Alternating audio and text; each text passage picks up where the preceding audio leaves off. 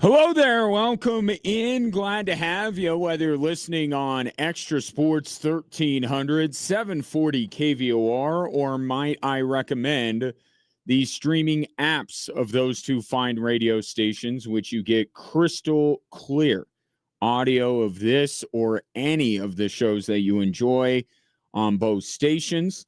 They are both free to download. They are both free to use.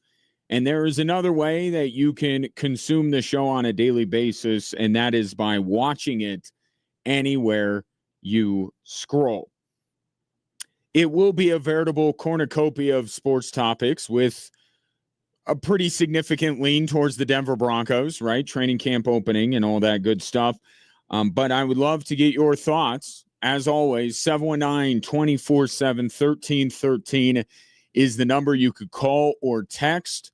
Or if you are watching the show on the aforementioned live stream, you can simply drop a comment right there. Let us start with Broncos training camp, shall we? They're out on the field for the first official everyone together practice of training camp. Yes, Bo Nix was out there, and you'll hear from Sean Payton regarding Bo Nix. But I think the story early on, and this is unfortunate, but I think it's the reality, as the Broncos start training camp, it's not whether Bo Nix is going to be on the field, in part because we had a good idea that he was going to be. It's Jonathan Cooper. Whether he was going to be excused like he had been for previous team functions, or he was going to be out there practicing, and he's out there. And here's Sean Payton on where things stand with his linebacker, who again is facing multiple charges, including felony assault via strangulation over an incident in June with his now ex-girlfriend. Here's Sean Payton on where things stand. Well, we're staying the course with the league. We're staying the course with league protocol, club protocol, relative to what we're advised to do. He's been fantastic working away from the building, and we'll continue to do that and monitor it. We're supportive and yet very much aware of, the seriousness of these type of things. And everything I have heard from Sean Payton, I think, has struck the right tone.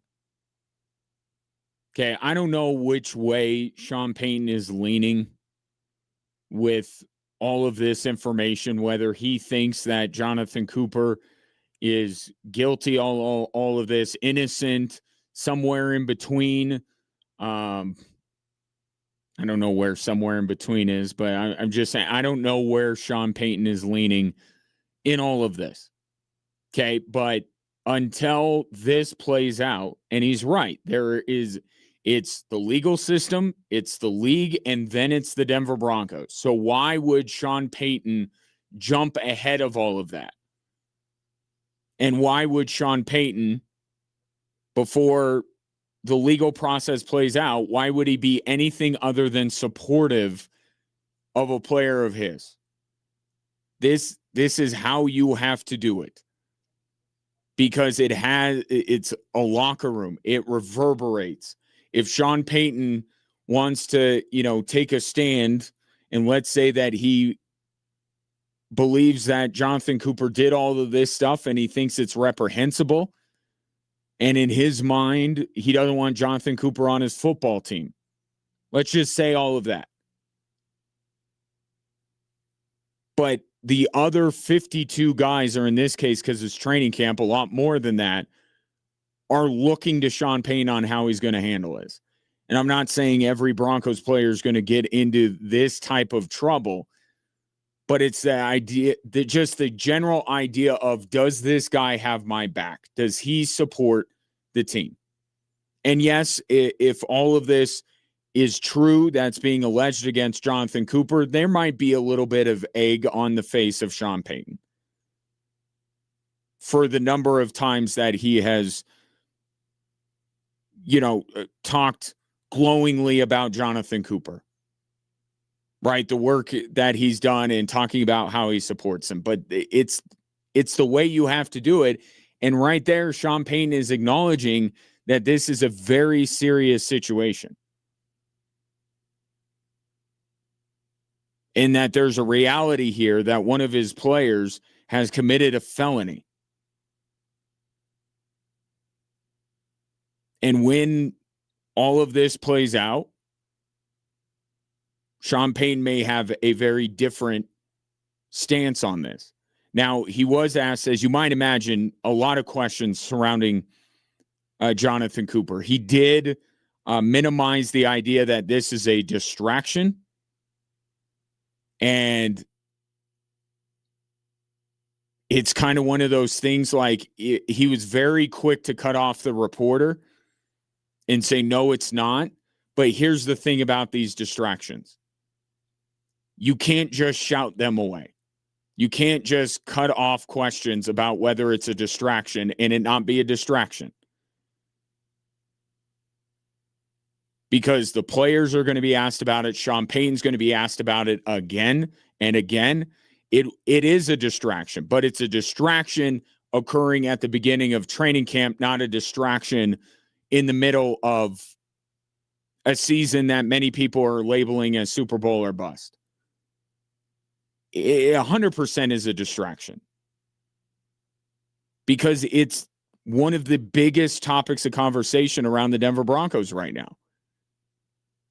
But if everything gets settled and the Broncos make whatever decision they're going to make and move on, this has a chance to be settled and done with before the real business of the NFL season begins. Now, one of the questions I was asked to Sean Payton was about the medical report, because that was kind of after everything else, right? Initially when Jonathan Cooper and his now ex-girlfriend were arrested, it was very much he said, she said. They had two very different accounts of what happened. And that's the first time we heard from Sean Payton and the Denver Broncos was after that. Well, now here comes this medical report saying that Jonathan Cooper's ex-girlfriend suffered injuries consistent with strangulation. And now her story looks to be closer to the truth based on that. And so Sean Payton was asked, well, did you read that report? And does that change your mind at all on things? When it's finally finished, we'll all have a better feel.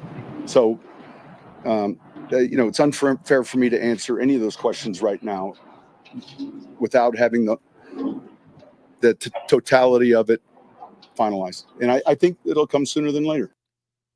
And I think that's the hope for the Denver Broncos, is that this gets resolved and the facts come out sooner rather than later. Jonathan Cooper is due back in court at the end of August, so about a month away. So this is going to continue to be a story. I can't imagine Jonathan Cooper is going to be available to talk to the media. I think the Broncos are going to throw every other player up there over the course of training camp to talk to the media. I don't know that we're going to hear from Jonathan Cooper, and I don't look unless he's going to get up there and admit that he's wrong and apologize and try to, potentially save his job with the Denver Broncos. I don't know that he's going to say anything.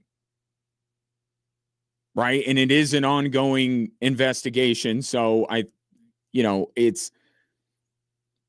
look, we want it now. We want the information immediately. We want this whole situation to be resolved. We want to know what happened so we could decide what should be done and how the Broncos should proceed. But we have to acknowledge that this is a legal process and we have to have some respect for it. Respect in terms of Sean Payton's in a tough spot. The Broncos are in a tough spot. Jonathan Cooper's teammates have been put in a tough spot. All of them have been put in a difficult spot because of Jonathan Cooper's actions. Okay, so a little sympathy for the rest of the organization, I think, is warranted. They didn't ask for this. As far as I found, there's nothing in Jonathan Cooper's past that would indicate that he is this kind of a person.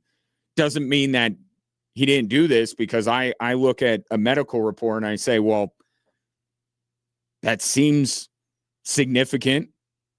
It seems like her story is closer to the truth than his.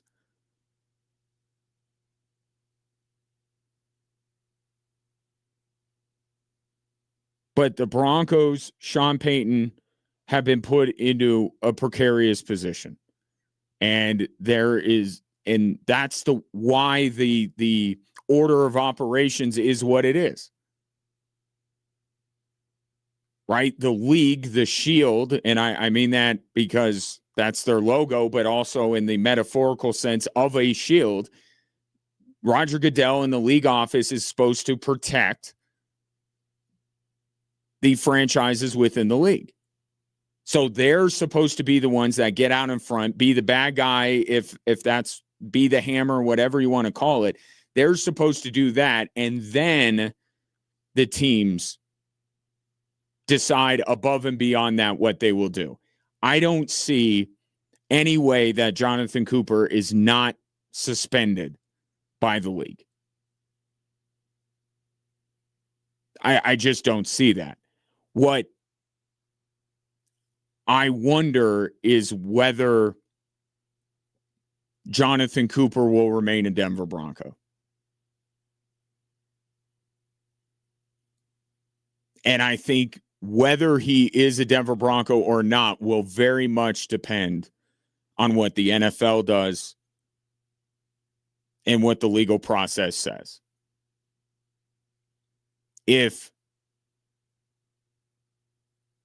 he's found guilty of these things and he loses the better part of the year or the entire year, I could see the Denver Broncos looking for a way out from Jonathan Cooper. The idea that Jonathan Cooper has played his last game with the Denver Broncos. But I think it very much depends on the number of these charges that are actually that he's found guilty of, what that penalty is in a legal sense, and then what the NFL decides to do with it here. So I think we're too early to know which way the Denver Broncos would go. Now, all that aside, when we discussed this last month, when all of this was going on, the sentiment that I got from the more vocal Broncos fans, the ones that text in or call into the show, are like, we don't want this guy on our team.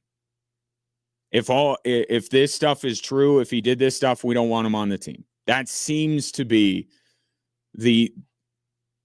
again, it's the more vocal Broncos fans, so I don't know if that's indicative of the majority, but the people I've heard from say, yeah, done.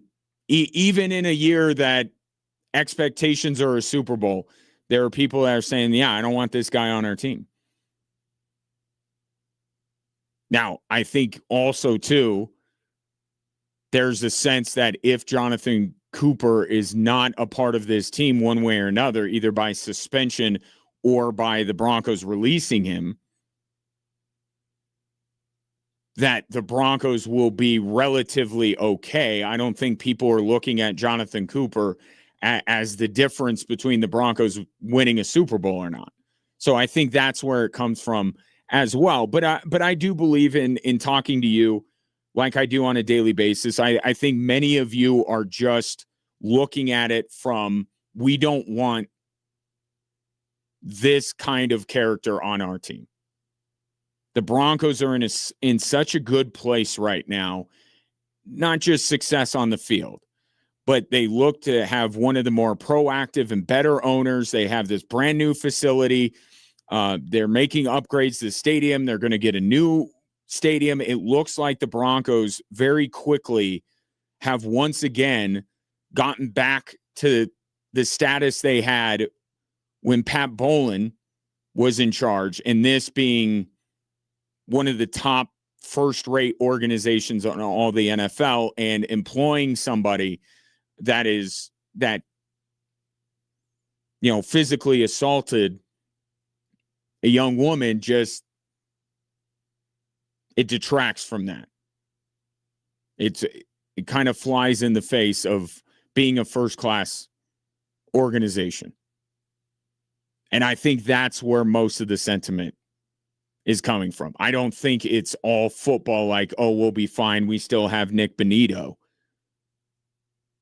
I think it's just coming from, the Broncos are back to being one of the more well-respected franchises in the NFL. And it's hard to have that position when you're employing somebody that may be suspended for domestic violence. But that's most of Sean Payton's thoughts on this subject. And I will say this too, other than him cutting off the run reporter about it being a distraction, I think as curmudgeonly and as short as Sean Payton can be with the media, I think he realizes rightly that he can't be quite that way about this. And he's given, as you heard, thoughtful responses, responsible responses as well. I think he realizes that this is not something that he can do that Sean Payton thing where he shouts some people down or cuts them off or refuses to answer things. So I think he's doing all he can. He's got to support the player in the meantime, but he also has to acknowledge the gravity of this situation and let the process play out. 719-24-7, 1313. And it is a shame because there's so much positive going on with the Denver Broncos in the start of this training camp that's the dark cloud, but I think it has to be acknowledged, and certainly early on until this team starts to get out on the field and we hear from more of the players. Yeah, these first couple of days, Jonathan Cooper is going to be the biggest story. So that's why we started with it. But there's much more from Broncos training camp coming up. Any fun little bits Sean Payton's going to be doing? Any fun taglines for this upcoming season for the Denver Broncos? You'll hear more about that as we move forward throughout the program. 719-24-7, 1313. We'll be back right after this.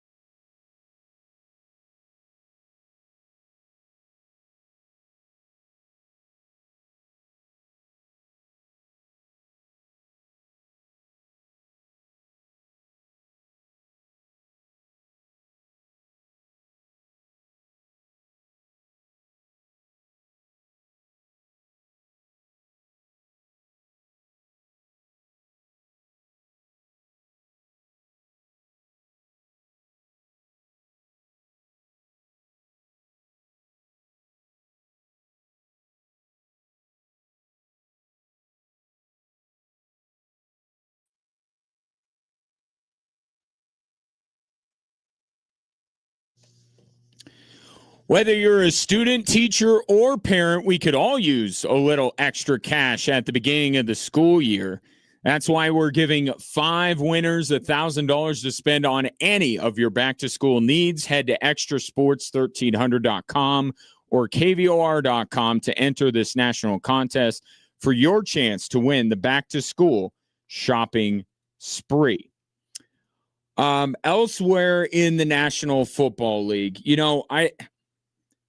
I've had a very interesting relationship with Baker Mayfield over the years. And I don't mean a relationship like a personal relationship, but Baker Mayfield, I think, is one of the more fascinating players in the National Football League. You think about I'll just be honest, I didn't love Baker Mayfield coming out of Oklahoma. A lot of the stuff that he did at Oklahoma, flag planting and all that kind of stuff, I looked at him as a little arrogant. I questioned, his size, right? Whether he could be a long-term successful quarterback in the NFL at his size. I didn't hate Baker Mayfield, but I had other quarterbacks above him. And if you're a longtime listener to the show, you know one in particular that was in that draft class I certainly had above Baker. But I understood why John Dorsey drafted him. And it was for that very reason. The chip that is on Baker Mayfield's shoulder is what he wanted for the next franchise quarterback of the Cleveland Browns, an organization that has been lost basically since it was brought back into the league. And he said, I got to have a quarterback that mentally is capable of shouldering the burden of leading this franchise. And I need a quarterback with a little more moxie. I might not need the most talented, although Baker Mayfield was a Heisman winner. Like, certainly people could make that argument. I don't think he was the most talented. I think Josh Allen had more talent than Baker Mayfield, and that's proven to be right. But it was the attitude, the moxie, the chip on the shoulder, coupled with real talent that made him the number one pick that season. And the problem is, when you have that pick affixed to you, you are expected to be a miracle worker. And Baker was good. He was solid, I guess, is the way I would put it. I don't know that he lit it on fire, right? But he did lead the Browns to a playoff win over the Pittsburgh Steelers. But like has been the case throughout his career, the minute he does well, people fawn all over him and love Baker Mayfield.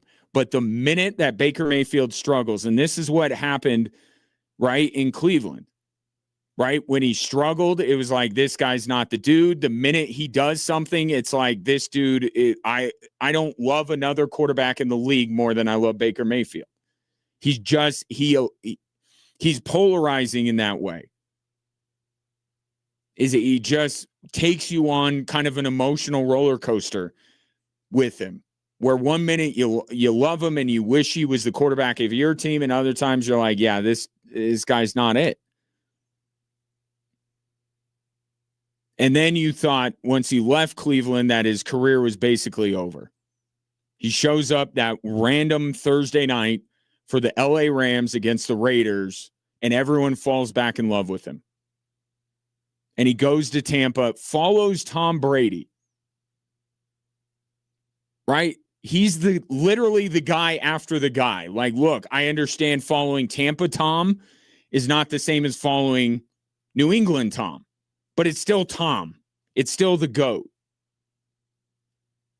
And Baker Mayfield came in and made Tampa Bay I mean, they didn't drop off much when Baker first came in. But last year, he struggles. And if you watch the Netflix series Quarterback, Baker was dealing with a lot of injuries.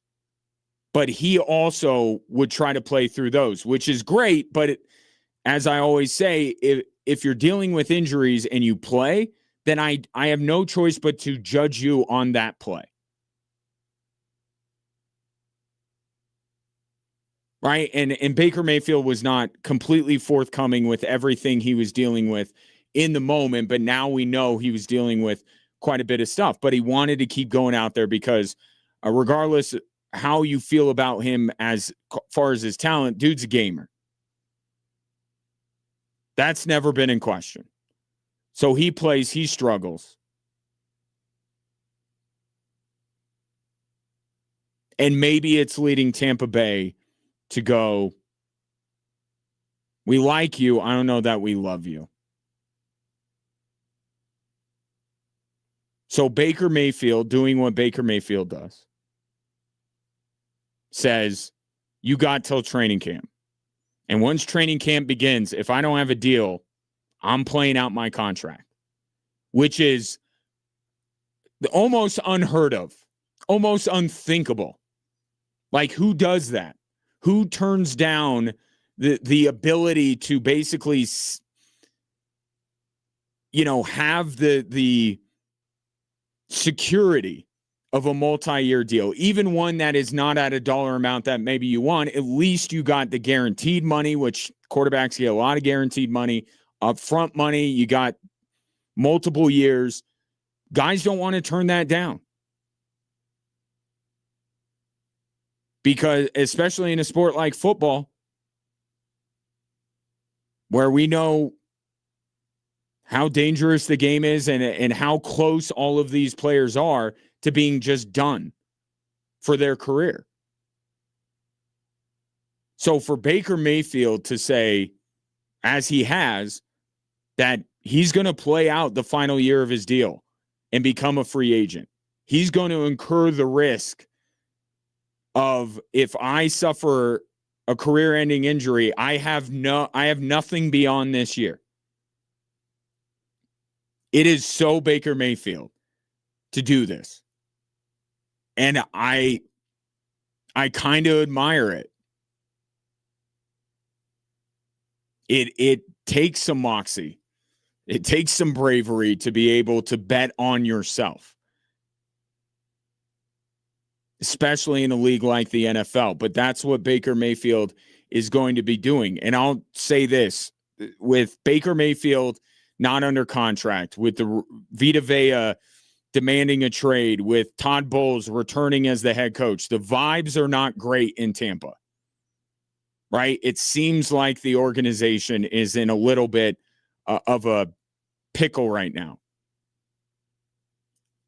I actually think, though, that Tampa, the injury thing is the injury thing.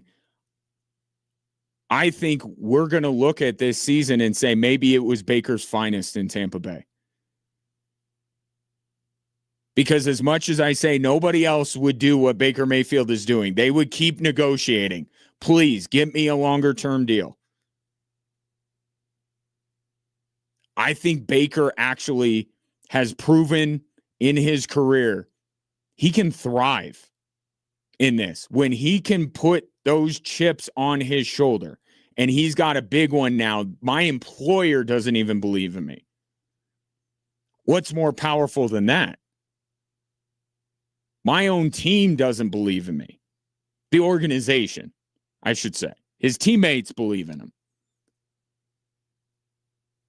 I think this is what brings out the best in Baker Mayfield. I think that Baker Mayfield was the one on the field at SoFi for the LA Rams.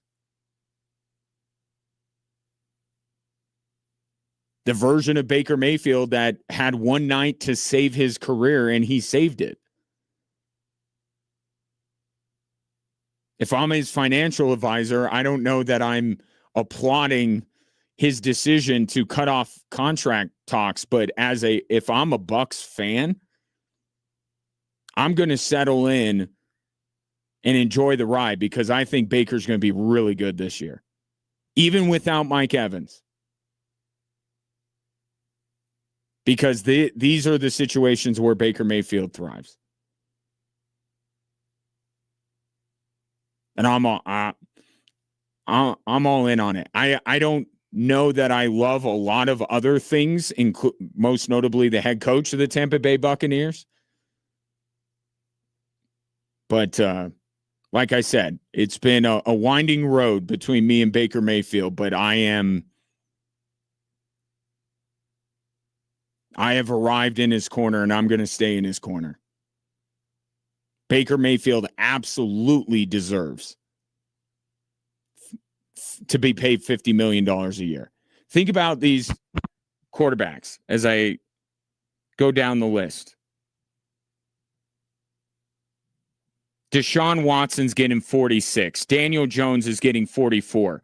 Darnold, let's see what he does this year, but he's getting 33. Aaron Rodgers is getting 22 a year.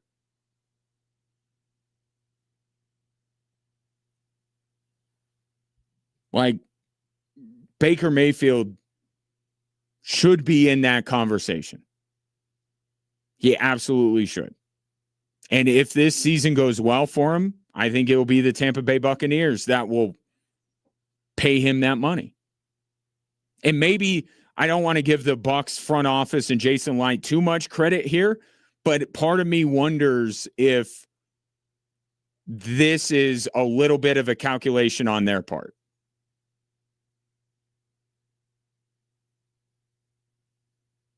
Right? Not that they love the idea of having no certainty at the most important position beyond this year, but just the idea of we want to try to negotiate and get him down to a number we're more comfortable with. And if we can't, we get Baker Mayfield with an even bigger chip on his shoulder. That has to be part of the thought process from the Bucs, right? I think Baker's going to be good. And don't forget, too, Baker Mayfield, our minds move very quickly during the NFL season. First couple months of the season, Baker Mayfield was the MVP. And if you watch the quarterback documentary on Netflix, you realize what actually derailed his season. It wasn't that he regressed, it's that he was hurt. And the question is, should he have continued playing?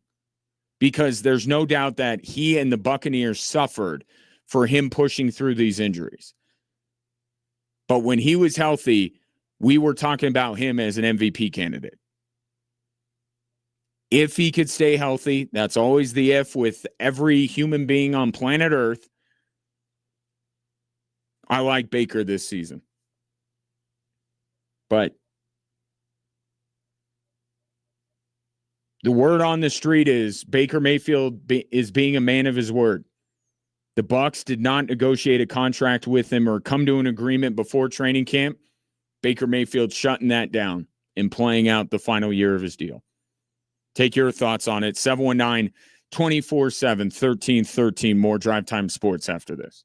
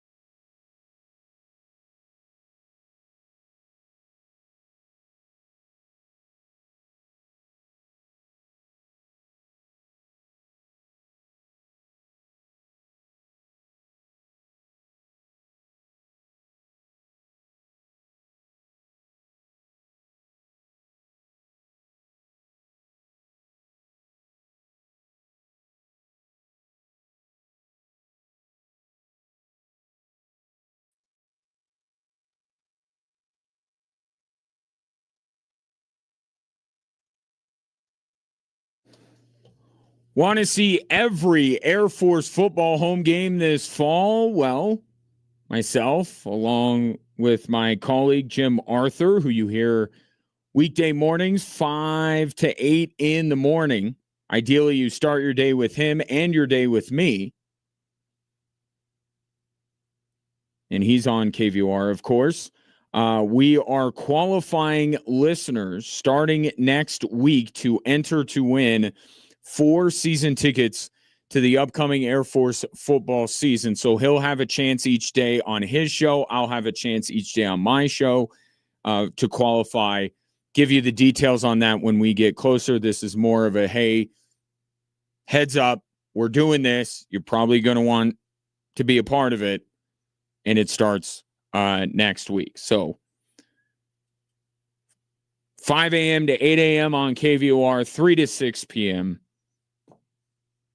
with me. Your chance to get qualified starting next week. Well, this is some heartening news, I think, out of the world of soccer. Reports today from The Athletic that Mauricio Pochettino will be signing an extension with the U.S. men's national team that will take him through the next World Cup, which is being held in like 18 different countries. That's an aside, but is that what we're doing now? We had 3 this year. Next time around, we got 4. The next time it'll be 5. And private equity will own part of the World Cup. That's been a fun story that has popped up, that Gianni Infantino is, like all sports entities, looking for a way to get private equity involved, selling off a piece of the World Cup.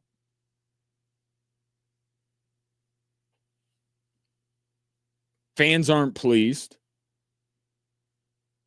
These soccer associations are only upset about the fact that they weren't consulted, not that they don't like the idea. But to Pochettino, whether it's part of the World Cup is owned by private equity or how many countries it's being held in 2030, the fact of the matter is it appears that Mauricio Pochettino will be the coach for that. And I think that this is absolutely the right decision. One, we haven't really seen a lot of continuity with U.S. soccer on the men's side. That alone is an interesting experiment. Like, let's see if we give a coach another go-round instead of firing him the first time we get upset. And I'm not saying that, some of these coaches were done dirty. Some of them absolutely deserved to not be the coach of the U.S. men's national team. But I just think, let's see it. And the biggest thing that I think reared its ugly head against Belgium was the mentality of the U.S. men's national team. And it's a lot of its players, unfortunately. I think that's playing a team as dangerous as Belgium, with the stakes being what they were, with the whole Flo Balogun situation, all of this stuff swirling around, it brought out some of that old U.S. men's national team, unfortunately. A team that isn't ready for the moment, the team that is a little fragile. And Pochettino going into the World Cup talked about that very thing. He talked about MLS and the fact that American sports don't have real stakes to it, because if you lose and you're not good at your job, you get to come back the next year playing at the same level. And it's embedded in soccer culture that if you don't play well and if your team fails, guess what? You go down. You don't deserve to play here. And those are incredibly high stakes. And he said, without that being a part of American sports culture, the mentality of his team would have to be worked on. Well, is 2 years enough for him with as little time as he gets with these players? Is that enough time to really, for lack of a better phrase, toughen them up. I don't think it is. I think a full World Cup cycle is. And we'll see in 2030 where the mentality of this team is, how different this team looks, and all that kind of stuff. I like Mauricio Pochettino. I do not believe that the U.S.'s exit in the World Cup was a reason to move on. I think that you could say that Pochettino is the best coach they have ever had. And that question of who do you get that's better, I think would be impossible to answer. So I think this is the right thing. And U.S. soccer pledging to redo kind of the youth soccer system in this country, that's a longer term project than just the next World Cup. But doing that, extending Mauricio Pochettino, there are some good ideas that are coming out of U.S. soccer, and it makes sense, and it looks like they're trying to move in a direction to where we can look at them as being serious about soccer and serious about doing everything that it would take in order to achieve heights that the U.S. has never achieved on a global scale. All that to say doesn't mean that they're going to necessarily get further. I think there is a very real, tangible ceiling to U.S. soccer. But we were left with such a bad taste in our mouths with the way they went out. There's got to be, they're capable of better than that, is, I guess, the way that I would look at it. I think they're capable of bowing out of the tournament maybe around the same time, possibly, because, again, in 4 years, do you think that they're better than France, Spain? You know, look at the teams that were remaining after the U.S. bowed out. But can they be more competitive? Can they take what they had early on in the tournament and take it to the very end to where you're left with a proud feeling about the U.S. men's national team? Because I'm still, with some distance, the way they went out, the way they went out overshadows everything else. It just does. And maybe it shouldn't, but it does for me. So I'm still here a few weeks removed from the World Cup, and the way they went out is just what's seared into my brain, not how they performed against Paraguay. But I'll put it this way. I think the only way that the U.S. is going to be able to do better in the next World Cup is if Pochettino were to stay on. You could have your doubts on whether that will actually happen and it will come to fruition in 4 years, but I can't imagine that. I would completely rule out the idea of the U.S. being any better in 2030 with a coach other than Mauricio Pochettino. So if these reports are true, this is good news for U.S. soccer. A little continuity would be nice for a change. And continuity behind somebody that's worth investing in. They're not keeping Pochettino just to keep him. They're keeping him because he did make an impact. Not as great of an impact as you had hoped or as you were feeling like he was going to make as the early part of that tournament went on. But I think you look at it and say he definitely made a positive impact. Maybe he just didn't have enough time.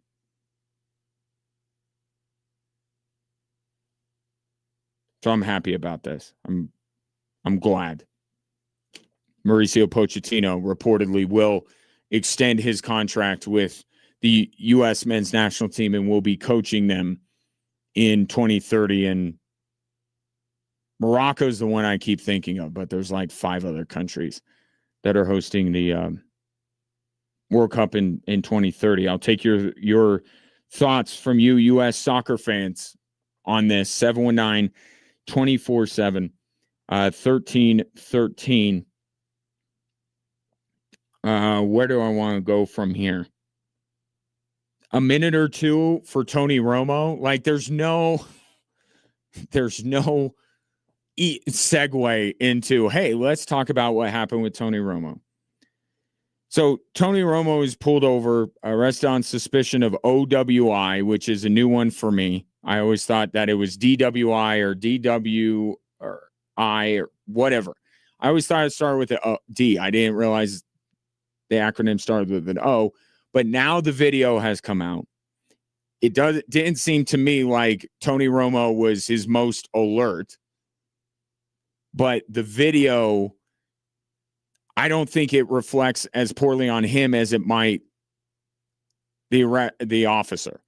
It seems like Tony Romo was being reasonable and he was being pushed into doing the field sobriety and all this. He wanted to call his lawyer.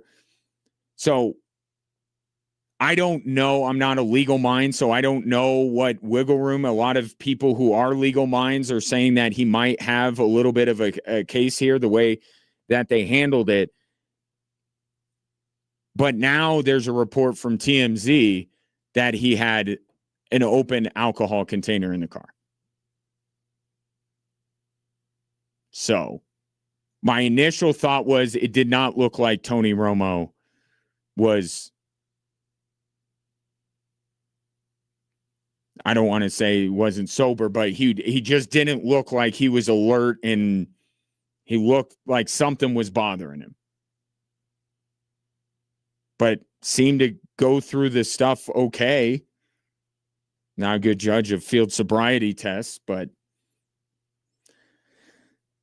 so we'll see where that goes. So there's your obligatory Tony Romo update. TMZ reporting that there was an open alcohol container in his car when he did. So we'll see what, CBS decides.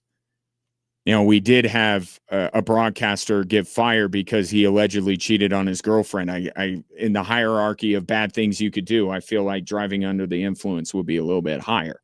But he is Tony Romo. More after this.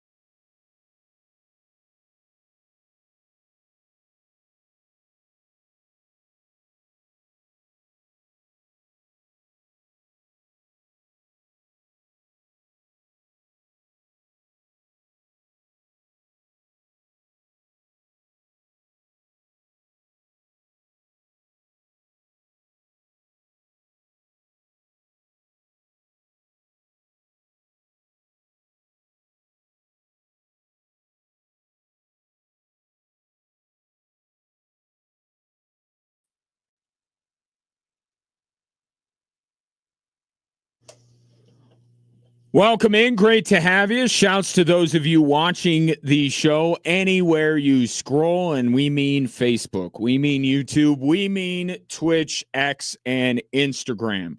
All you need to do is follow the account on your social media platform of choice at Extra Sports 1300, at 740 KVOR. You can follow me on those, a couple of those platforms, at Gingerly Tweets on X and at Gingewatch on Instagram. If you'd like to take your participation in today's show to the next level, you could do that by texting or calling in 719-247-1313, or you can simply drop a comment on the live stream you are watching right now.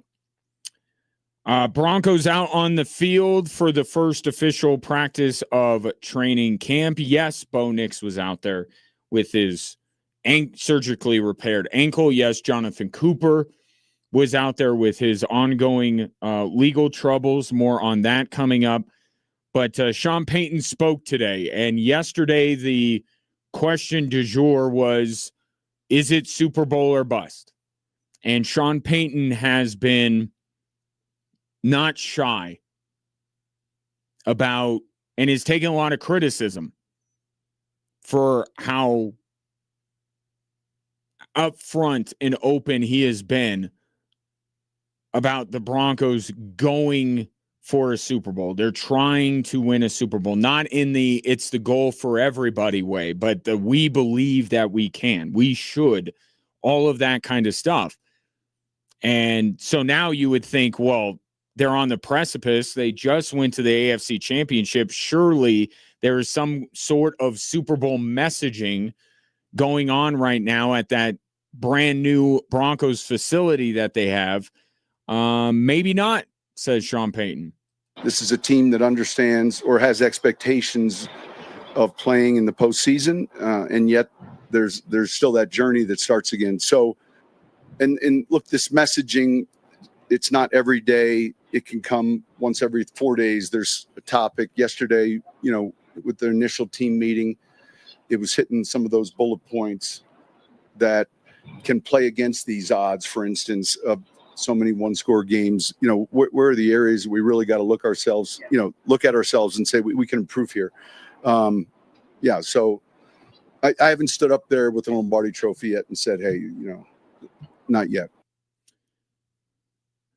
And that might be surprising to hear that from somebody who has been so open about the team's pursuit to a Super Bowl. But I think what's behind it is, Sean Payton comes into an organization that not only had been without a championship in a number of years, but really, they weren't even making the playoffs. They weren't even relevant. Like, he was coming in at one of the lowest points of the Broncos franchise's history, if we're being honest about it. And the first thing he had to do, first thing he was tasked with, was he had to get his guys to believe something that they would have no reason to believe was possible before he arrived. Right? Since Super Bowl 50 and until Sean Payton showed up, there was not a single team that could say with a straight face that they believed they could win a Super Bowl. And so Sean Payton had to come in to a group of players that probably, if you gave them true serum, would not believe that they were capable of winning a Super Bowl, and instill in them that they could. They can. They're good enough. And it's the vote of confidence from Sean Payton, given that he has one of those shiny rings signifying that he is a Super Bowl champion. But it's also what he always says, the demonstrated ability. Right? This was a group that was starving for someone to come in and know what the heck they were doing, because I don't know that you could say that about any of the coaches who succeeded Gary Kubiak.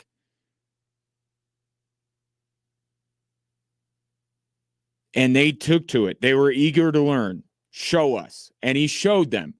And then they started to win games. They go to the playoffs 2 years ago. They go to the AFC Championship now. Now Sean Payton doesn't have to convince them they can win a Super Bowl. They believe it. So why waste your breath, doing that? Now it's pivoted to we know we can, or we believe we can. Now, how do we get there? Now it's looking, and Sean Payton brought it up there, the one-score games. It's going to be the thing. Quinn Minard said it yesterday. Sean Payton says it today. I've been saying it all spring and summer long. The Broncos absolutely cannot rely on the unbelievable NFL historic level luck they had in one-score games. And they don't have to look any further than the team that they dethroned in the AFC West. The Kansas City Chiefs were the embodiment of how do they keep getting away with this? How do they keep winning all these one-score games? Well, the math, it started to even out. And the Chiefs could not, for the life of them last year, win a close game late. You can win any of those games. And this is Sean Payton acknowledging that the Denver Broncos could suffer the same fate if they put themselves in those situations time and time again this year. So if they get out of these one-score games, and what I mean by one-score games, some are a little misleading. We group in a lot of one-score games because they ended up one-score games. The games I am talking about are the games where you need Bo Nix late-game heroics, or you need a massive turnover or a stop to keep a team from beating you. Like, if you're up by 10 and with a minute or 30 seconds left to go in the game, the opposing team drives down and scores a touchdown or kicks a field goal to make it a one-score game, but there's not a realistic way that they can get another score before time runs out, that's a little bit different kind of a one-score game. It's the ones that are truly in the balance on the last drive of the game. Broncos were in too many of those. And they can't expect to get that many wins. They just can't. And that's Sean Payton being real about it and saying we got to figure out how we get ourselves out of those situations. That's the next step in the evolution of this team, is to be a team that doesn't give you a heart attack every single Sunday of the season. It's okay for them to comfortably win a few football games. And that's what they're trying to figure out. So it's not these intangible things like belief.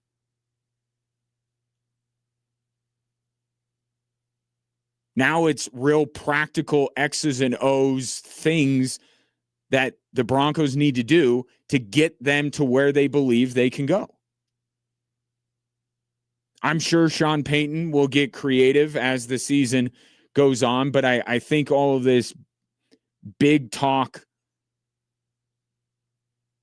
and trying to drill down into his team to that they're worthy of winning a Super Bowl, they're capable of winning a Super Bowl. He's done his job.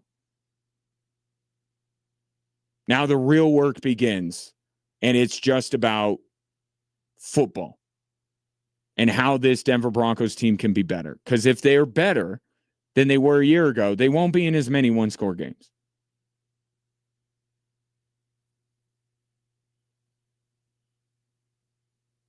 And part of all of this is putting someone in Davis Webb in the position of being the play caller and freeing up. It's not just what Davis Webb brings to the table as an offensive coordinator. But it's also freeing up Sean Payton to be the CEO, to be able to take stock of all three phases of the game. And if you think he's a control freak before, wait till now, where all he has to do on Sundays is just roam around and kind of take everything in instead of him staring at his play sheet all game long. But that's what he wants. He wants the ability to be able to go to any of those three phases and say, this needs to be tightened up. This has got to be tightened up. So it's not just elevating Davis Webb because maybe he has some different ideas like running the football that could benefit the Denver Broncos, but it's also Sean Payton being able to kind of zoom out a little bit and look for other things that he can tweak and adjust throughout the season. Now, as far as Davis Webb goes, here's Sean Payton on why he trusts Davis Webb to take over a job that Sean Payton very much loves. We haven't seen Sean Payton not be a play caller in a very long time in the NFL. What is it about Davis Webb that makes it okay for Sean Payton to relinquish those play calling duties? I think it's come from a lot of great mentors and people, even in New York and Buffalo, that he worked with professionally. That I'm sure in the back of his mind, even coming here, there's certain things he looked at and wanted to include and I like that. I mean, I think that's a gift. And then it's the ability, the talent, those other things that he does such a good job with. And look, I think it was the right move for Sean Payton to do this. Okay, it was the right move to add Jalen Waddle. Okay, but you got to go out there and do it. So just because it's the right idea and the right call from Sean Payton to do this does not mean that Davis Webb is guaranteed to be one of the best offensive coordinators in the league and he's taking a head coaching job next year. And there's no guarantee of that. Davis Webb might not actually be up for this. All indications are that he is. And I'm a proponent of this move. But Davis Webb, as much as any player on the Denver Broncos, has to go out and show that the confidence that Sean Payton has in him is well-founded. And that's why the beginning of this season is so fascinating for this Denver Broncos team. Because they have an incredibly difficult schedule to start. And they have a first-time play caller with still, in terms of experience, a young quarterback and a new shiny wide receiver. They got to figure out the fit for. There is a lot of continuity with this team, though, which I think will be good. But this team, Davis Webb included, is going to be thrown into the fire here. It's Arrowhead, Monday night, week 1. It's Myles Garrett, probably Aaron Donald, hell, maybe even Vita Vea by the time we get there. Who knows how stacked this Rams defense is going to be by the time the Broncos play them early on. So, I mean, we're not going to know about Davis Webb as an offensive coordinator and play caller right off the bat, and I think we should allow him to grow into the job. But, I mean, he's going to be thrown into the deep end, and he's going to have some incredibly difficult tasks in front of him early on in the season. But whether it's him, whether it's Bo Nix, or just the Broncos in general, they got a reward on the other side. They get through this early season schedule, man, do they look like they haven't made the back half of the season. If they can fight through this beginning part, and I think if you're a Bronco fan, you'd want it flipped. Let's ease into this season a little bit. Let's bank some wins and then go into a more difficult stretch. Unfortunately, the NFL schedule maker is not obliging. But if you could get through it, we could be talking about another one of these long Broncos winning streaks that have become a staple of Sean Payton's tenure in the back half of the season. 719-247-1313. Take your thoughts. Coming up next, a little bit more from Sean Payton because I mentioned Bo Nix. Bo Nix is an integral part to the success of the Denver Broncos, as you know. What does Bo Nix need to do in order to take that next step? You will hear from the Broncos head coach on that coming up next on 740 KVOR and Extra Sports 1300.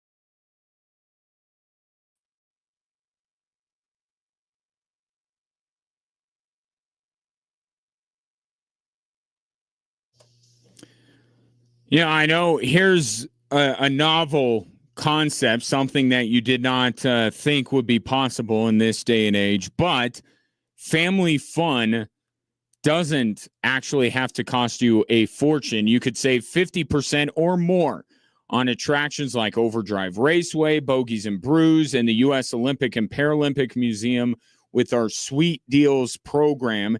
You could shop now at extrasports1300.com or kvor.com. Bo Nix, big year for Bobo. Big year for the Broncos, but a big year for Bobo. Year 3, some lines are going to be drawn. Some conclusions are going to be come to on who Bo Nix is as a quarterback. Is he a franchise guy? And oh, by the way, at the end of this season, we open up the window for Bo Nix to negotiate an extension.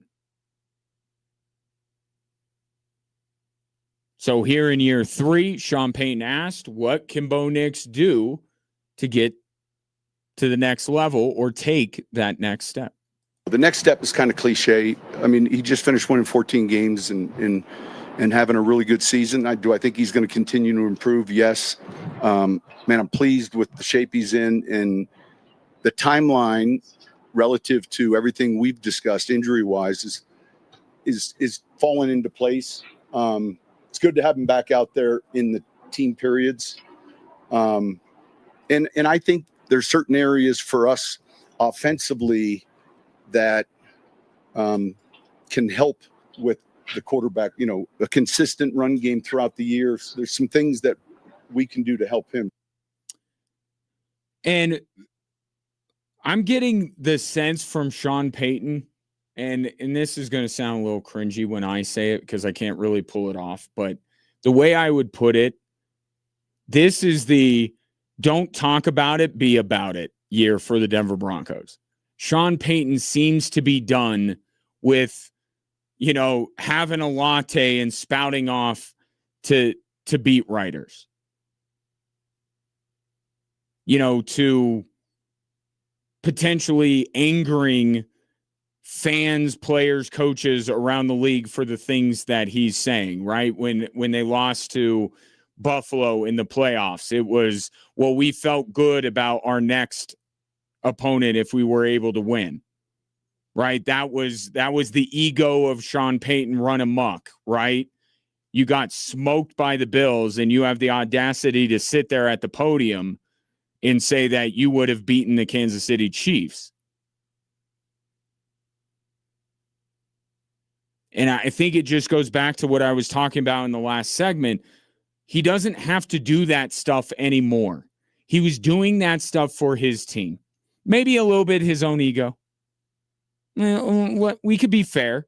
We could be fair here. It's a little bit ingrained in Sean Payton's DNA. But I just think so much of what he said and did, even when you go back to the Nathaniel Hackett stuff, he was trying to back up a quarterback that in his mind, he's like, this dude stinks. I can't win with Russell Wilson, but yet he defended him. I think Sean Payton is done for the most part. It's a long season. I'm sure he's going to say some things that will grab headlines. But the tone, because that's what this is about. You're opening training camp. You're not in the dog days yet of summer in August when you're just waiting to get to the start of the season. This is where you set a tone. And the tone, it seems like Sean Payton is setting is I don't need to do that stuff anymore. I talked about Bo Nix being one of the best 4 quarterbacks in the league. I'm not going to say stuff like that anymore. I poured into him enough. Bo Nix has all the confidence that he needs. I don't need to keep harping on this team's ability to go to a Super Bowl and how much I believe they can because we were just almost there. He doesn't need to do this stuff anymore.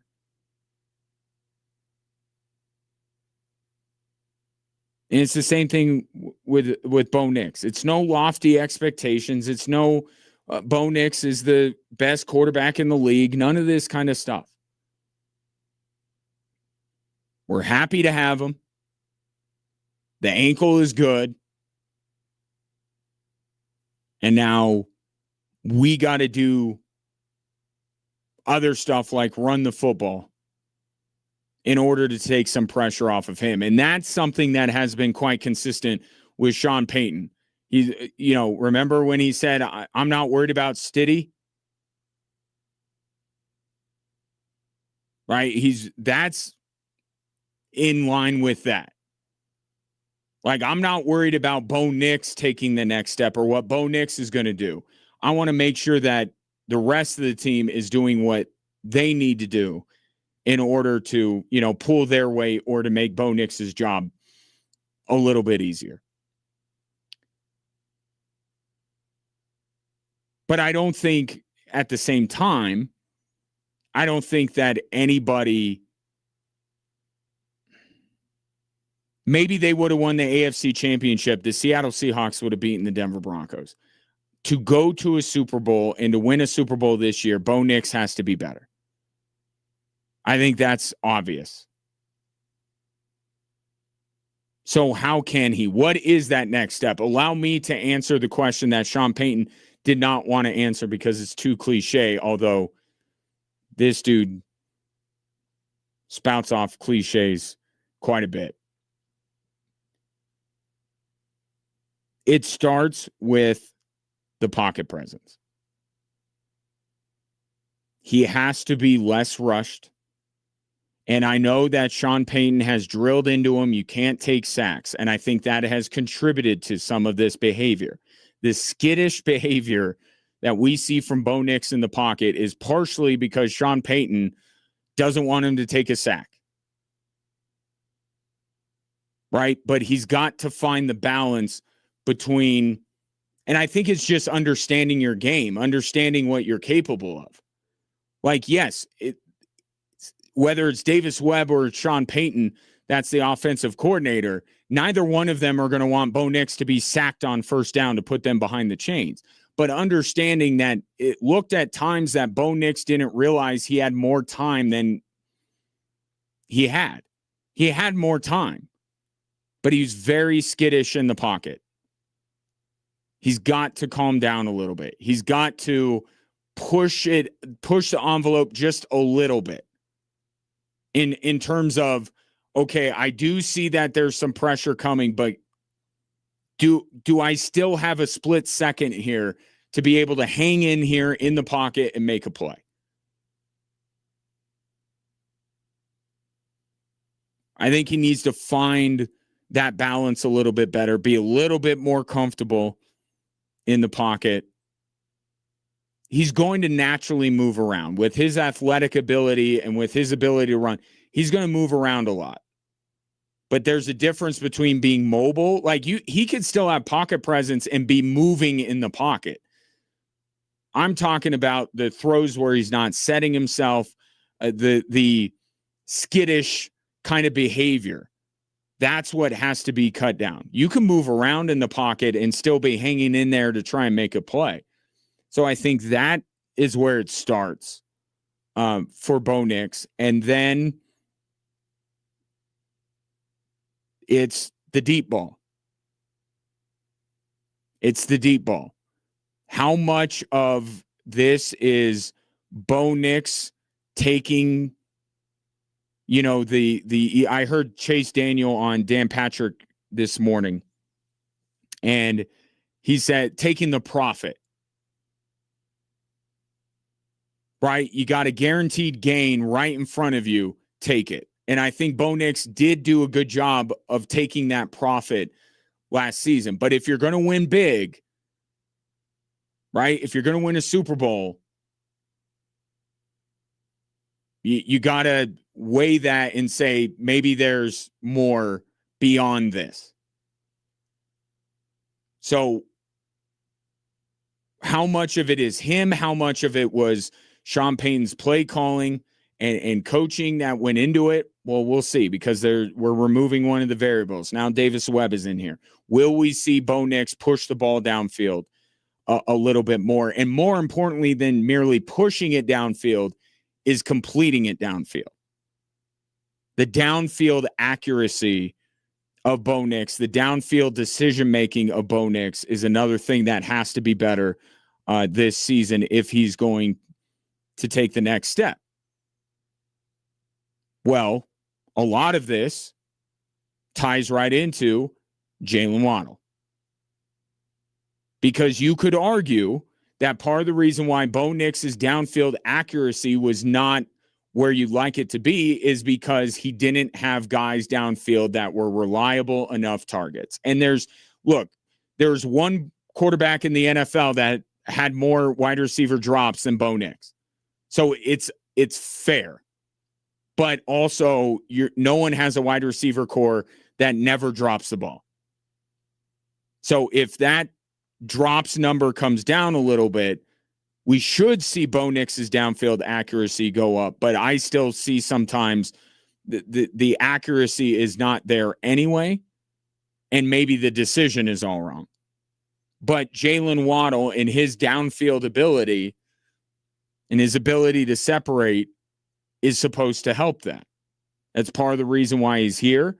Here's Sean Payton on the fit of Jalen Waddle.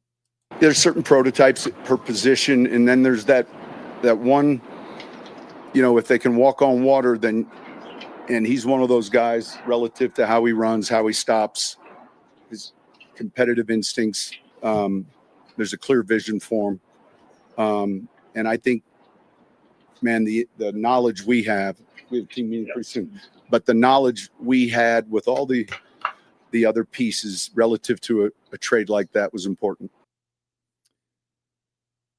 That last part I take as, and Sean Payne does this, he kind of veers off right at the end of an answer. I think he's talking about the thing that jumped out to me when they acquired Jalen Waddle was adding Jalen Waddle. Wow, look what it does for Cortland Sutton. Look what it does for Marvin Mims. Look what it does for the run game. Look what it does for, Pat Bryant and Troy Franklin. I've compared Jalen Waddle to Aaron Gordon, right? When Aaron Gordon came into the Denver Nuggets, he tied everything together. Not only was he a terrific player and the things he did were coveted by the Denver Nuggets, but the role he played and the things he did allowed everyone else to do the things that they're great at, and that's when you start competing for titles. Jalen Waddle has the potential to be that kind of an addition, not just because of what he does, but because of what he allows everyone else to do, because now you're not going to think nearly as much about Cortland Sutton when you're preparing for the Denver Broncos this year as opposed to last year. You got to worry about Jalen Waddle first and foremost, while Cortland Sutton can still hurt you, but in a role, in a capacity that I think is more befitting of what he is. But you heard there as well in that answer. I told you, Sean Payton's going to still say some things, claiming that Jalen Waddle walks on water.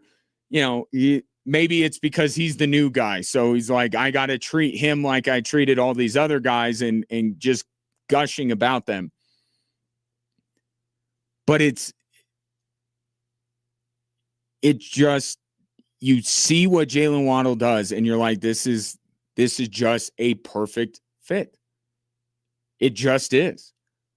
You can't look at this move by the Denver Broncos and say that it doesn't make all the sense in the world. Does it ultimately make the difference they're hoping to? That's what we're about to find out. But the thought process on what Jalen Waddle could be and how he fits with this team, it was just, there's a reason why this team was after him since the trade deadline last year. They identified Jalen Waddle as being the prototype, the type of player they wanted in their offense, and that they were lacking in their offense.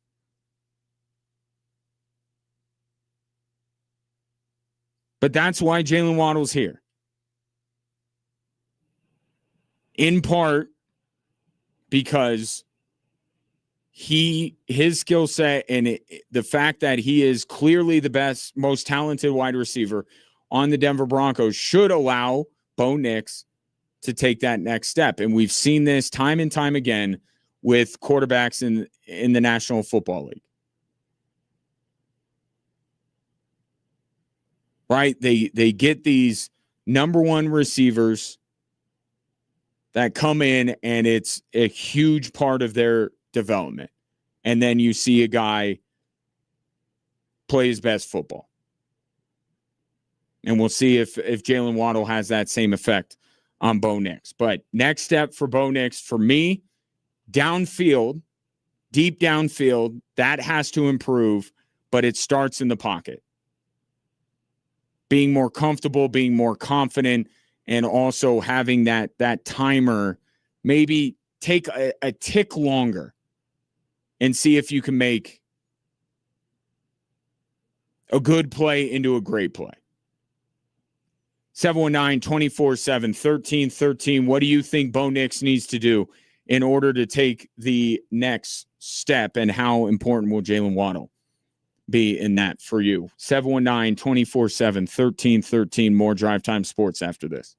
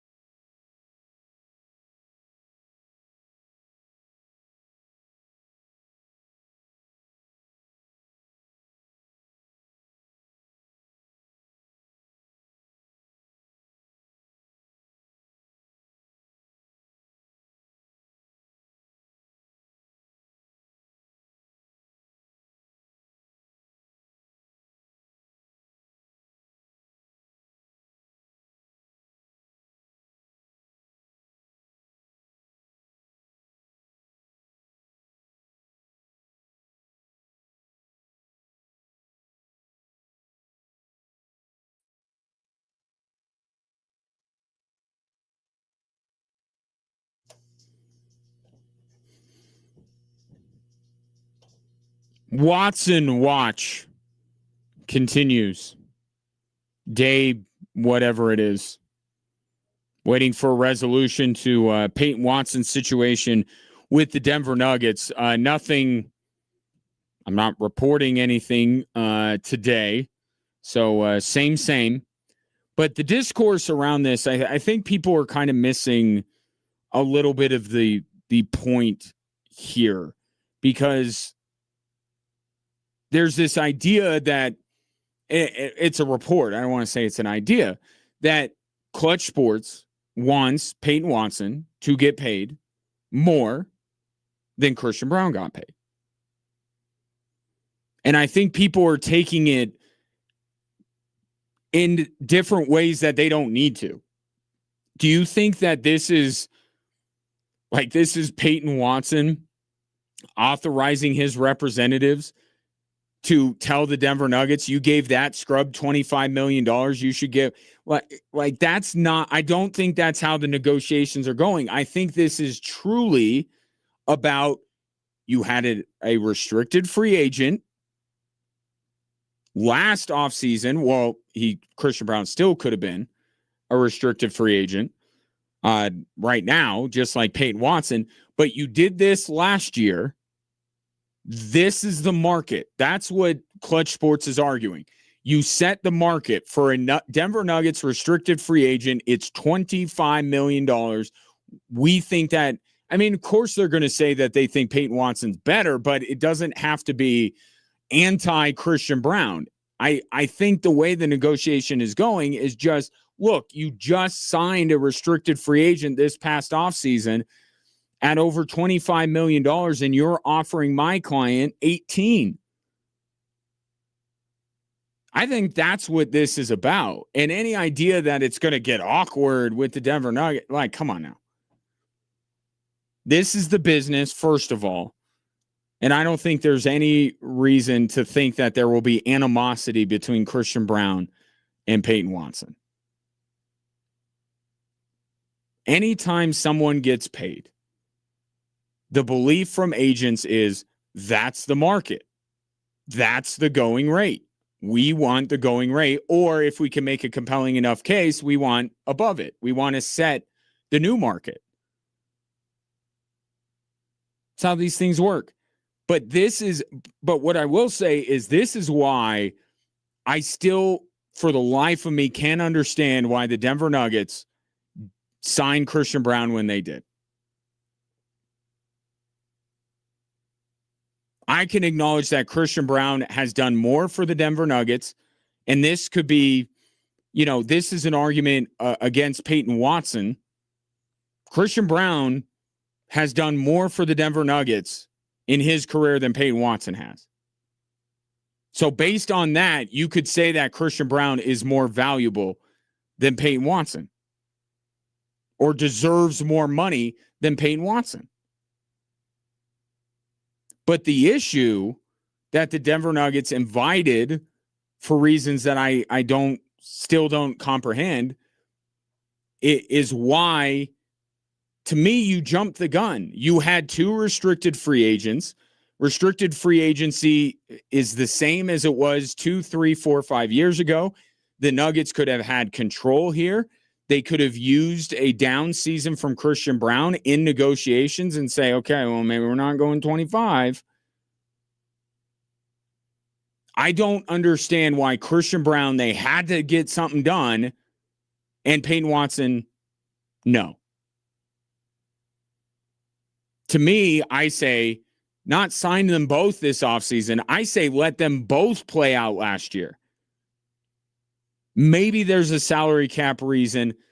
I don't know, but I'm looking at past history of the Denver Nuggets, and I feel like this is them trying to get out in front of a market for a player that they value highly, right? They did this with Aaron Gordon, Michael Porter, Jamal Murray.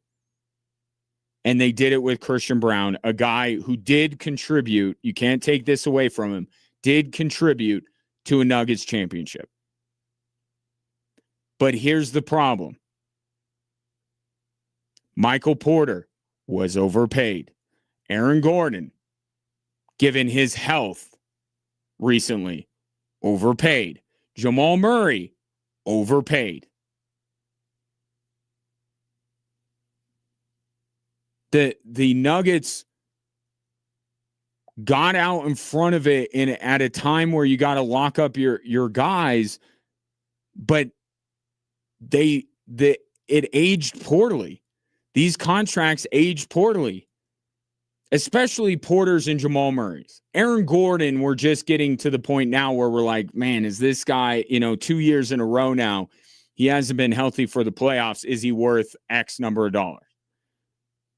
Especially when they're in this second apron issue. And if they sign Peyton Watson, simply dumping Cam Johnson isn't enough to get out of that second apron.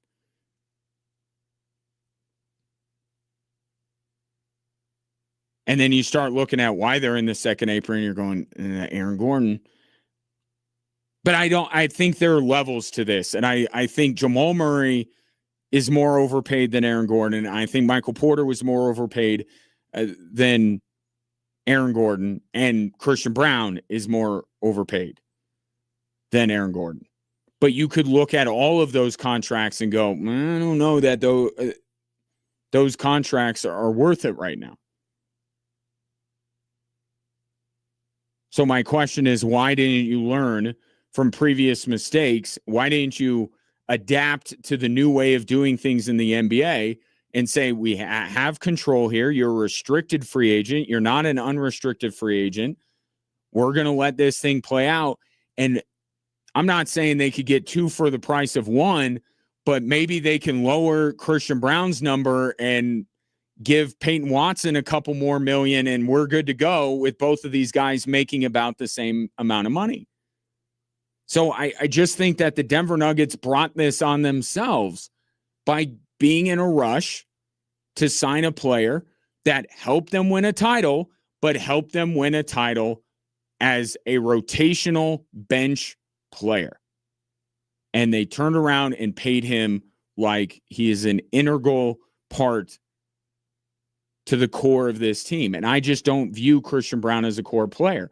I don't view Peyton Watson as a core player. So I think the Nuggets have brought a lot of this on themselves because they were in such a rush to get Christian Brown's deal done and gave him more money than they should have. And now it's biting them in the butt when it comes to Peyton Watson. Some unforeseen circumstances with Peyton Watson with the 1 month that he was outstanding when Nikola Jokic was out. But they did like him, so I guess they thought that some of this could be possible with him. But it's not. The negotiation is not anti-Christian Brown. It's Rich Paul inflating the value of Peyton Watson and using the fact that the Nuggets just signed Christian Brown before the season started to a much more lucrative deal. And that is the market in Rich Paul's mind. And he's holding that against the Denver Nuggets and saying, well, you paid this guy this, you got to pay my guy that. I think Christian Brown and Peyton Watson, if they're on the same basketball team next year, they'll be fine. And also, we lived through Jordan, Pippen, we lived through Shaq and Kobe. I don't think that Christian Brown and Peyton Watson is going to tear at the fabric of the Denver Nuggets. Okay. Come on now. If it was Jamal Murray and Nikola Jokic, then this could get toxic and this could hamper the Nuggets' ability to compete this year. Miss me with the idea that Christian Brown and Peyton Watson having some animosity because of their respective contract negotiations is going to bring down the entire Nuggets organization. Let's keep in mind that was the problem with Christian Brown, right? The problem with Christian Brown is the Denver Nuggets might have looked at him as a more integral piece than they should have, and now look what's going on.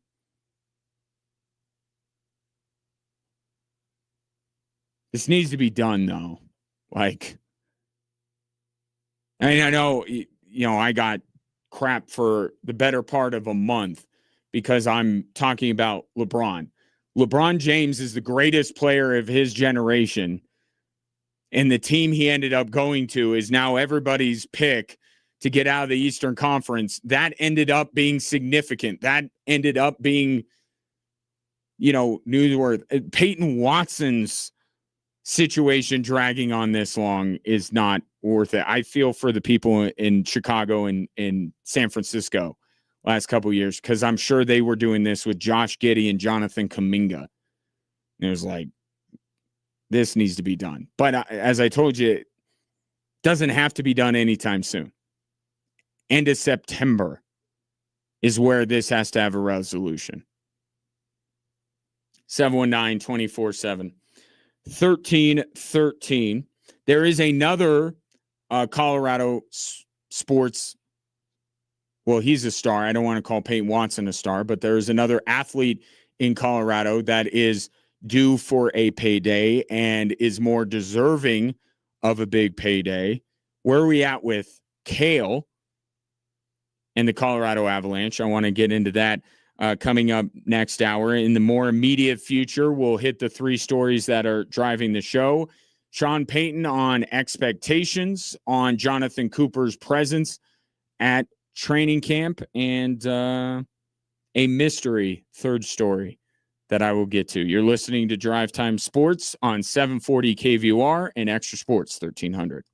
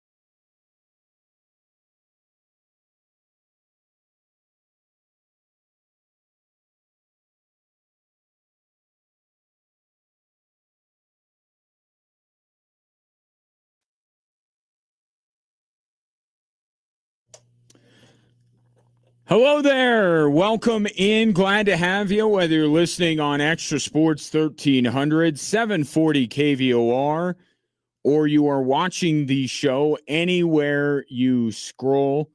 I very much appreciate it. Really do.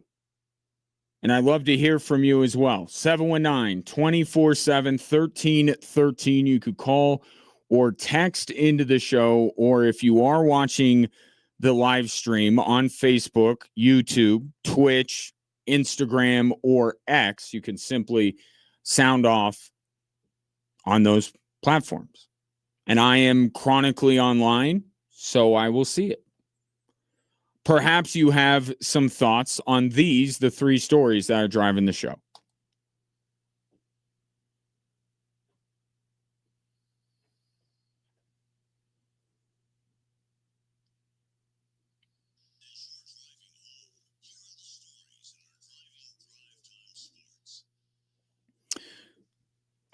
All right, let's start with Sean Payton setting what I think is an interesting tone at the start of training camp.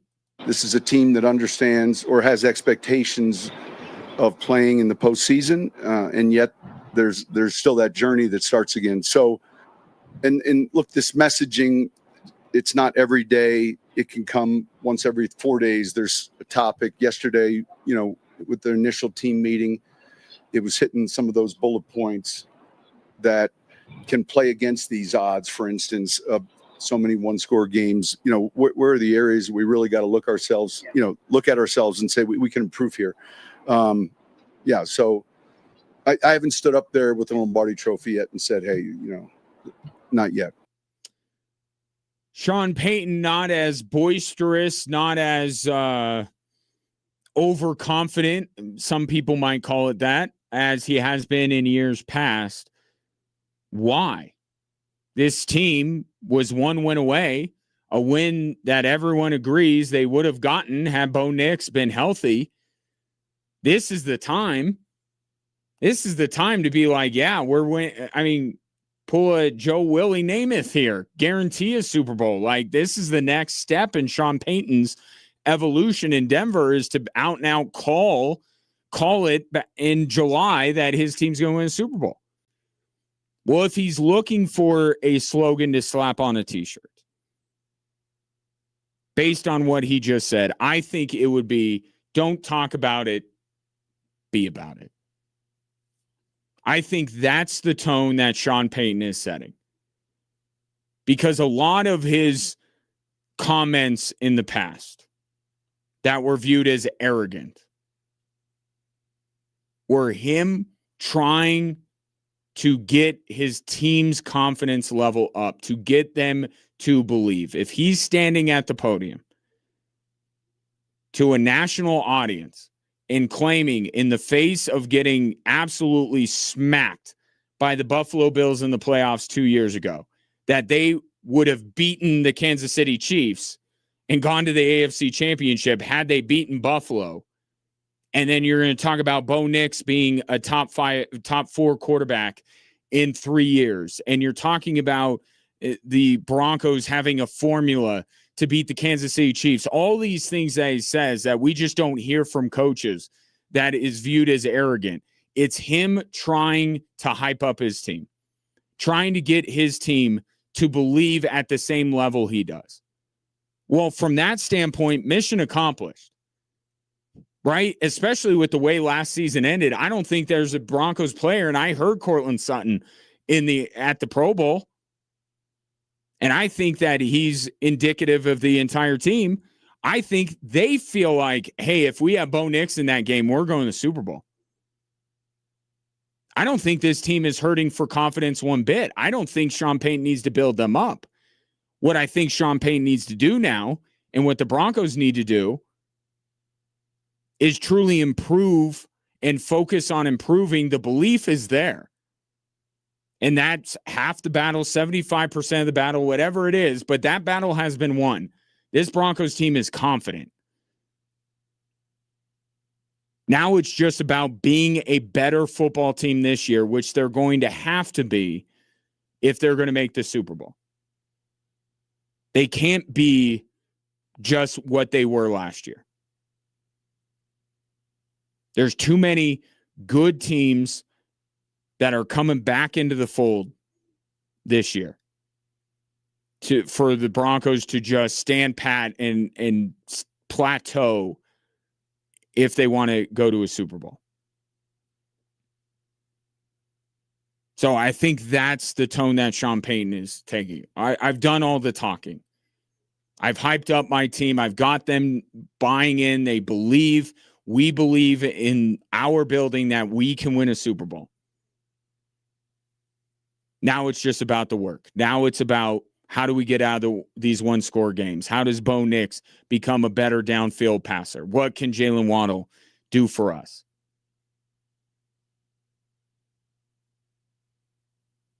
Don't talk about it, be about it. That's the theme of this Denver Broncos season. Let's go to story number 2, which kills some of the positivity around the Denver Broncos. But here's Sean Payton on Jonathan Cooper being a participant in camp. Well, we're staying the course with the league. We're staying the course with league protocol, club protocol, relative to what we're advised to do. He's been fantastic working away from the building, and we'll continue to do that and monitor it. We're supportive and yet very much aware of, the seriousness of these type of things. So there's Sean Payton again having to toe a line, and it's a difficult one because it's sure, and this is not a legal opinion. This is just man on the street opinion. I think that what Jonathan Cooper's ex-girlfriend is alleging happened. I believe her. And there's a medical report to back up her claims. And Jonathan Cooper already did admit to a fair number of those claims when he was arrested the second time for violating the protection order. It's not looking good for Jonathan Cooper. It's looking like he's guilty of these things. And I think Sean Payton is at least aware of the way it looks, if nothing else. But until this process plays out, there's a reason the order of operations is what it is. Does it put, less responsibility on Sean Payton and the Broncos' plate? Yes.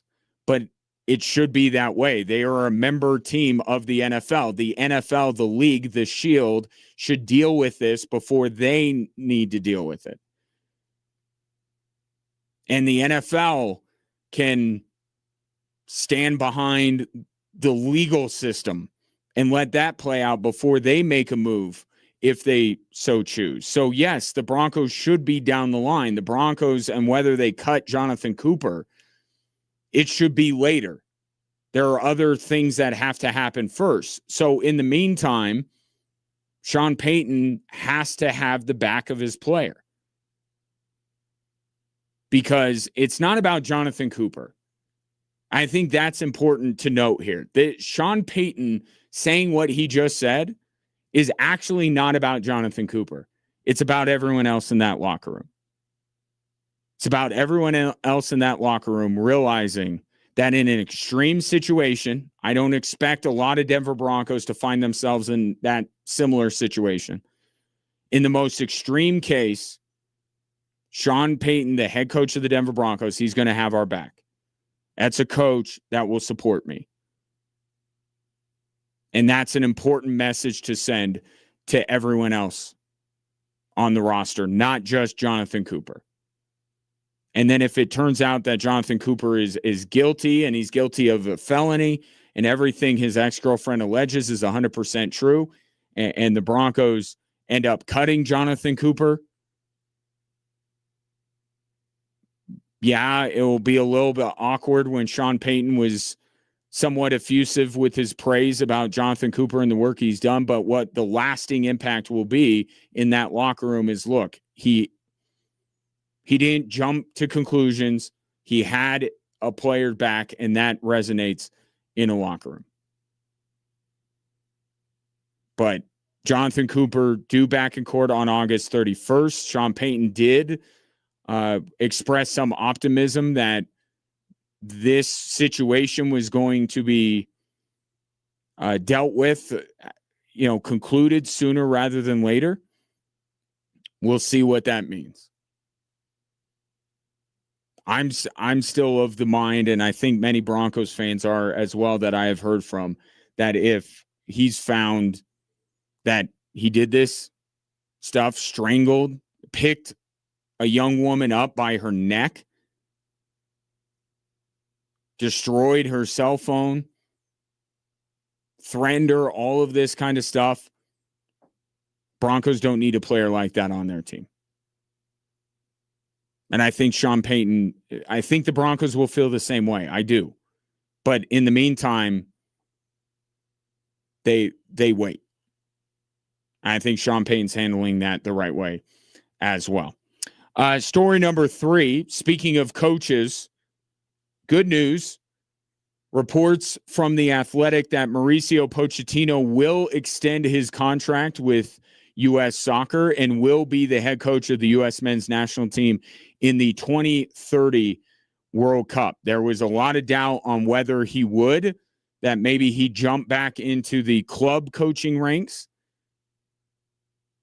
But it appears that he is staying with U.S. Soccer, and I think this is great news for the U.S. men's national team. I can't sit here with the utmost confidence that in 2030 that this team is going to be better or get further in the tournament than they did in 2026. And I don't know how they're ever going to be in a situation that is as conducive to their success as playing on home soil in this past World Cup. But I promise you that if you let Pochettino go, you're definitely not improving upon what you did in this World Cup. There's something to be said for continuity, and the impact that Mauricio Pochettino made, I think, was noticeable. I think he made a positive impact, and he did it in a half a World Cup cycle. Now he's going to get a full World Cup, 1.5 World Cup cycles. I think he's the right guy for the job. I don't think U.S. Soccer can do better than him. And I think it is the right move to see if he can, improve the mentality of this team, which he talked about at the outset of the World Cup was kind of a problem. If the U.S. wanted to win in the World Cup. So let him do more of his work. Let him change the culture around this team over the next 4 years, and then let's see. I may not be super optimistic that he'll be able to take them to a semifinal or a final or to win a World Cup, but I know U.S. Soccer has no shot of doing that if they have to replace Mauricio Pochettino. And I think this was obvious from the U.S. side of things. I think the good news today is that Mauricio Pochettino wants to continue. I don't think this is U.S. Soccer has decided, Pochettino's our guy. I think they knew that. I think it's Mauricio Pochettino. I think the positive feeling that you have is that, he thinks maybe there's more. And he's happy with the gig. And he wants to continue. Pochettino had the power here. So the headline should be Pochettino wants to extend his contract, not U.S. Soccer wants to extend his contract, because I think it's a no-brainer for U.S. Soccer. 719-247-1313. Take your thoughts on the 3 stories that are driving the show. That's what you need to know in the sports world on this Wednesday. What about what you need to know in the financial market? I'm in over my head when it comes to that stuff, but thankfully I have Rick Stevens from FRS Financial right here in Colorado Springs with his RBG report, Rick's best guess. Rick, what happened today? Investors were cautious today as the Fed governors were concluding their July meeting. U.S. stocks slid backwards as oil prices surged, and the markets awaited those quarterly results from Microsoft and Meta, who both reported earnings after today's bell. Now, the level of uncertainty as investors awaited today's Fed decision was a little bit unusual, as the expectations were that the central bank would hold rates steady rather than raising them a quarter point. Well, your RBG for today, then, is that after the investors digest today's news out of Microsoft, Meta, and the Fed, we should actually see a little bit brighter market day on Thursday. That is today's RBG report. Appreciate it, Rick. That's Rick Stevens of FRS Financial Group right here in Colorado Springs. Start planning your future today at frsfinancialgroup.com. Products and investment services offered through LPL Financial LLC. Member FINRA SIPC. FRS Financial Group is a name used by independent advisors associated with LPL Financial LLC. Coming up next, I think we have a new number when it comes to the conversation regarding Cale Makar's next contract. What young NHL star just got paid today? Tell you who that is and the impact on Cale's next contract. Next on 740 KVOR and Extra Sports 1300.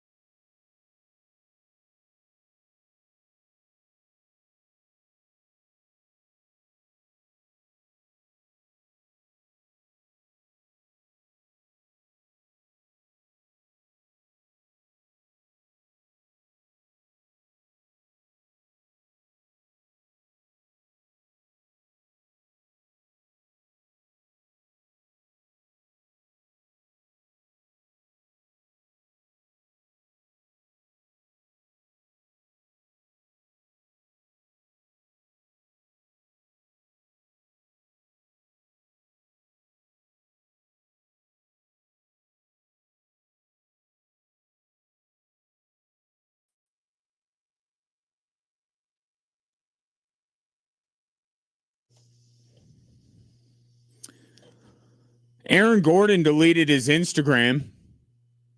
I'm sorry I did not include that in the 3 stories that are driving the show, but he did. And we live in a day and age where we have to take seriously what athletes do with their social media accounts. What does this mean? I don't know. I legitimately have no idea. But I will tell you, as far as Aaron Gordon goes, here's the if I can be doom and gloom, and that's what I am best at. Let me spin this scenario for you. So I say Denver Nuggets, Thelma and Louise this thing, drive over the cliff, be in the second apron, and let's just see how it goes. Okay? I may not be looking out for what's in the best interest of the Denver Nuggets. I just don't think that this team is even close to capable of winning a championship with this roster. So why not overpay for it and be in the second apron, and let's just see what happens. Realistically, and this was part of some of the reporting going on regarding Peyton Watson.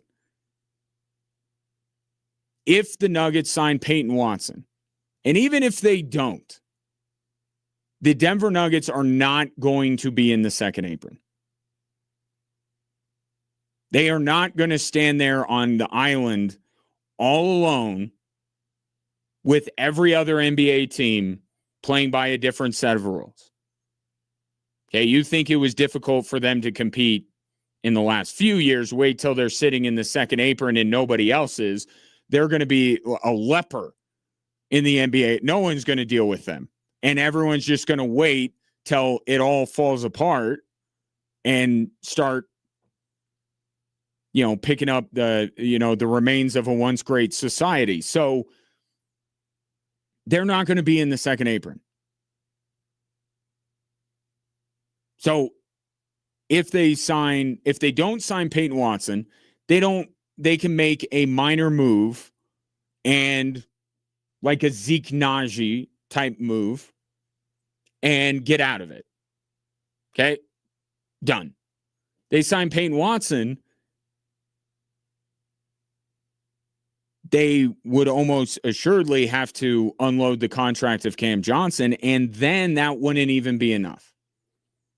So if you want to don your tinfoil hat and connect dots that you probably shouldn't be connecting, but I'm not a journalist, I'm an entertainer, and even that is a strong word to use for me. I'm a radio talk show host. That is true. That is on my employment contract.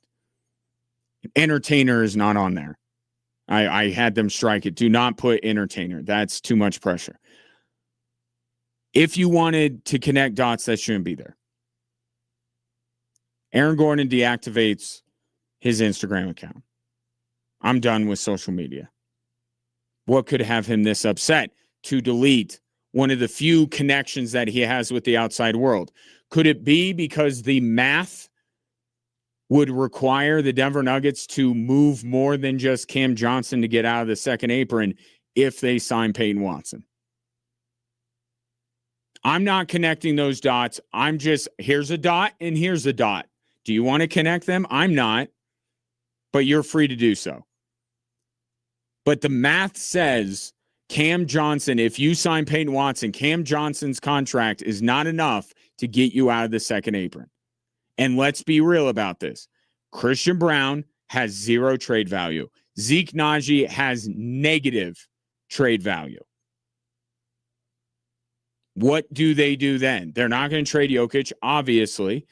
They don't want to trade Jamal Murray. You could argue that they should. I would be on your side on this.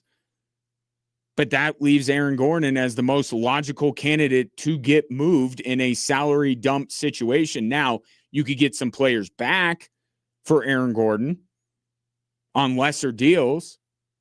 So it doesn't have to be just a straight dump. But then again, you have the second apron that you have to, worry about a little bit here. But Aaron Gordon makes enough money to where you have a little bit more flexibility. If the Nuggets are truly not willing to play in the second apron, first of all, why are they doing all these things? Why are they trying to keep Peyton Watson if they're really don't want to be in the second apron? But the math becomes very difficult for them to get out of the apron without moving a significant contract. And there are 3 players on the Denver Nuggets that I would deem to have significant contracts: Jokic, Murray, Gordon. Christian Brown's deal, Cam Johnson's deal, they're not going to be enough probably.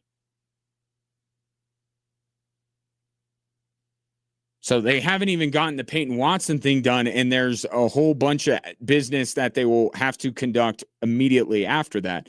But again, time, I don't want to say it's on their side, but they do have time because the second apron ramifications kick in at the trade deadline.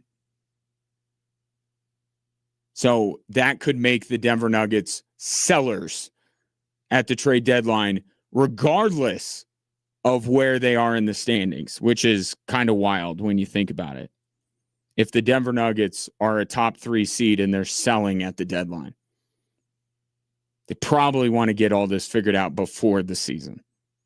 Be my guess, but I don't know if they have the ability to. But don't worry, we also have the Avalanche, and things are looking a lot better for them, I would say, although they do have their own extension they got to get worked out with somebody, and that is Cale Makar. No word on that. And by the way, much rather be living day to day on figuring out when Cale Makar is going to sign than Peyton Watson's. That would be my preference, but I go off of what there is information about. We haven't heard a peep since Joe Sakic was full of confidence that Cale Makar would be around for the long term. Nothing. All we've heard is just people blindly throwing out numbers. He's worth this. He should ask for this. Well, while we're doing that, here's a new number. 18.8. That's the amount of millions that Macklin Celebrini of the San Jose Sharks is going to be making moving forward.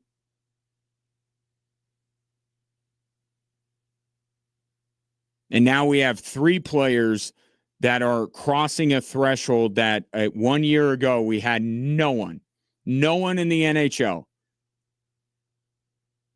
making $18 million. Now we have 3 guys that are set to do that. Leo Carlson of the Ducks. Thanks, Danny Briere. Connor Bedard. And now Macklin Celebrini. And Macklin Celebrini is 2 things you have to keep in mind. One is that the salary cap is going up. Right? So it's natural that the salaries in a hard cap league would go up as well. So it's a scary number when no one has ever made that much money in the history of the NHL on a per season basis. But understand that the NHL salary cap is going to be over the next few years higher than it ever has been before. So it's natural that we're crossing the $18 million threshold. Could we cross the 19? Macklin Celebrini is worth every penny the San Jose Sharks just gave him. That franchise was dead. Absolutely dead. And they got Macklin Celebrini, and now not only are they alive and well, they almost made the playoffs last year. So Macklin Celebrini was the biggest part of that.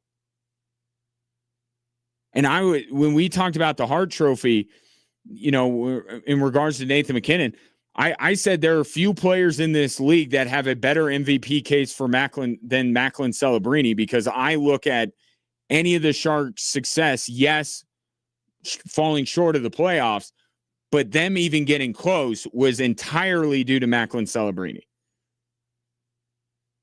So he is absolutely worth that money. But so is Cale Makar. You want to talk about value? let's talk Western Conference Final. Let's talk about Cale Makar being hurt and what the Avalanche look like. Cale Makar absolutely could go to the Colorado Avalanche and say, I want 19. And he would deserve every single penny.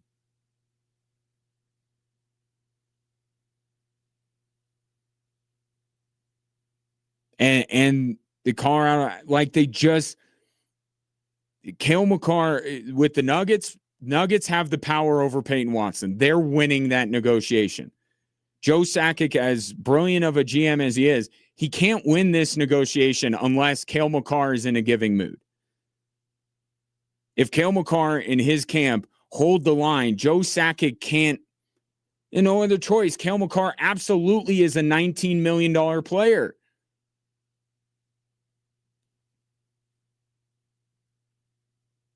In fact, with his absence, now I know it was coupled with Nathan MacKinnon being banged up, but it truly made you wonder who the most valuable player on the Colorado Avalanche is.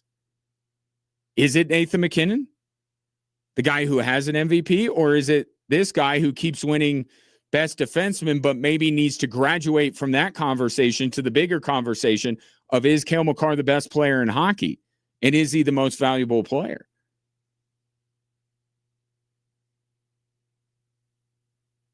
If he signed tomorrow for an 8-year contract worth $19 million a year, I would not bat an eyelash. I'd be like, okay, good. He's going to be around long term. And it would be incumbent upon Joe Sakic to figure out everything else. Because you got to pay that guy. And as big of a fan of Macklin Celebrini as I am, and as much as he deserves his money, Cale Makar deserves more than Macklin Celebrini does.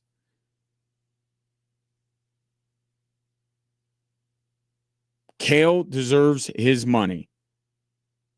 But the leadership group of this hockey team has shown, Nathan MacKinnon specifically, that around here, we leave a few bucks on the table so we can keep winning. Doesn't mean Cale Makar has to go for it, but I think that, you could call it peer pressure. I just think it's the culture. That the Avalanche have a culture of, we're going to sacrifice for one another. And I do believe that Cale Makar is going to fall into that. I believe that if the new number is 19, I don't think Cale Makar's next contract is going to be $19 million a year. He deserved 19. I don't think he's taking 19. I think he's going to take less. I just think that that's how Cale Makar is wired, and I think that's the culture among the leadership group of this Avalanche team. And if he were to do that, he deserves to be celebrated. Because I do not begrudge Macklin Celebrini for taking the money that the Sharks would offer him. He is their franchise. He saved them from the abyss. Like, he deserves it. And he's going to be a brilliant player in this league, top 5 player in this league in very short order. I don't begrudge guys that go out and get their money. Now, I can begrudge their organizations for paying them that money, Nuggets, Christian Brown. But I do not ever fault Christian Brown. I've never once said Christian Brown shouldn't have taken that money. Nor will I say Leo Carlson shouldn't have signed his offer sheet. Connor Bedard, Macklin Celebrini, you shouldn't have taken those contracts. You absolutely should. Good for you. You earned it. But if you're a player, Cale Makar or somebody else, that is willing, when the market is now established at 19, to take less, then you deserve to be celebrated. Because that is a selfless act as an athlete. I think that's what it's going to be. I don't want to put that pressure on him to set it up that if he does take $19 million a year, that now he's the bad guy. He's not the bad guy if he takes what he deserves.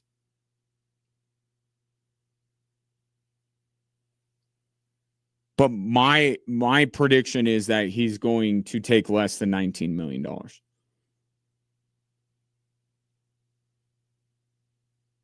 I mean, Joe Sakic talked about he wasn't going to make a ton of moves this offseason because he wanted flexibility for the trade deadline. So clearly he feels like they have that flexibility. You know, Cale Makar's contract wouldn't even kick in, not this season, till next year. So if Cale Makar takes every dime that he deserves, it doesn't impact the business that the Avalanche can do for this year. Now, if you're going to bring in a guy on a multi-year deal, you got to start thinking about that. But Cale Makar's extension has nothing to do about with this year.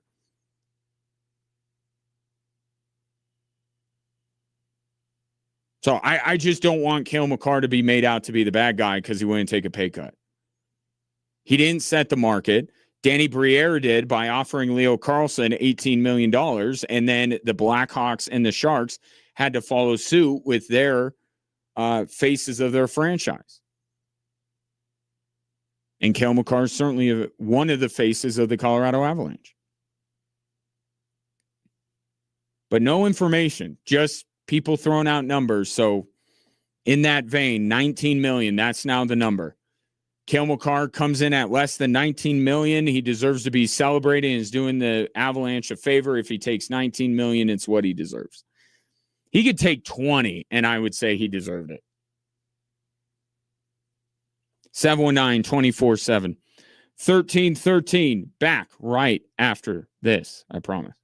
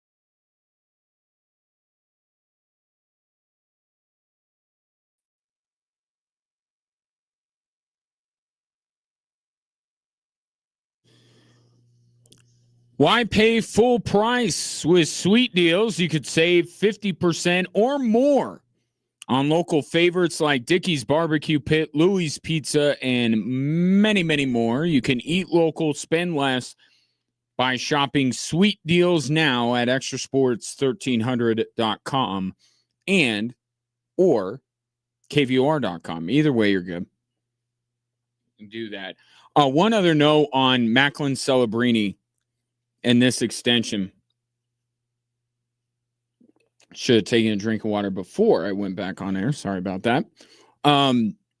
His cap hit, and I've always said this, and I've mostly brought it up when it comes to quarterbacks, but it's all about the percentage of the cap. Don't mind so much the number, although that's, kind of how we gauge the market. I understand why that's the way we look at contracts. But if you look further into it, it's what percentage of the cap a certain player is taking up. Macklin Celebrini is taking up the same amount of cap as almost any. Nathan McKinnon did take less money. But as Connor McDavid, Sidney Crosby, some of these other, when they got their initial big deal, they basically got the same amount of the cap space devoted to them. And in a league where the cap is going up, we have cap inflation, but stuff is actually staying. People are getting paid commensurate with that. That is not a phenomenon that extends beyond the walls of sports teams. I'll say that, but it makes sense. The percentage of the cap for Macklin Celebrini is not that much different than any pick your franchise player from yesteryear. So just furthering the point that Celebrini deserves that money. Cale Makar, if he wanted to come in right at that number, a little bit over the top, same thing with him. But I think Cale might take a little bit less. Just prediction there. All right, what else? The NBA, what a clown organization.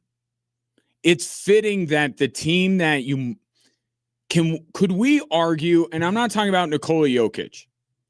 Okay, take the Nuggets in general. Is there a case to be made that the team with the lowest confidence level or vibes or however you want to phrase it in Colorado sports right now is the Denver Nuggets? I think there's an argument to be made. I think there's an argument to be made, not that the Rockies are a better team, but that you feel, if I asked you which teams, rank them in terms of how good you feel about their future. Top of the list, I think, of the four majors would be the Denver Broncos. Right? Number two, maybe not that far behind, Colorado Avalanche. Then we have the Grand Canyon, separating those two and the next two. And I think it would be the Rockies and then the Nuggets. I legitimately think that the arrow is pointed slightly up for the Colorado Rockies. Now, it's still going to take them years. Right? And it can all get derailed tomorrow. But if you're just taking a snapshot right now, I think if you ask Rockies fans, especially if you ask Rockies fans who are also Nuggets fans, I think they would say that they feel a little bit better about the future of the Rockies than they do about the Denver Nuggets. And it's not about how many games each team is going to win. It's just about, do I feel like they're moving in the right direction? Do I feel like they have the right people in charge? And I think with the Rockies, it kind of feels that way. With the Denver Nuggets, it absolutely doesn't. owner, GMs, coach.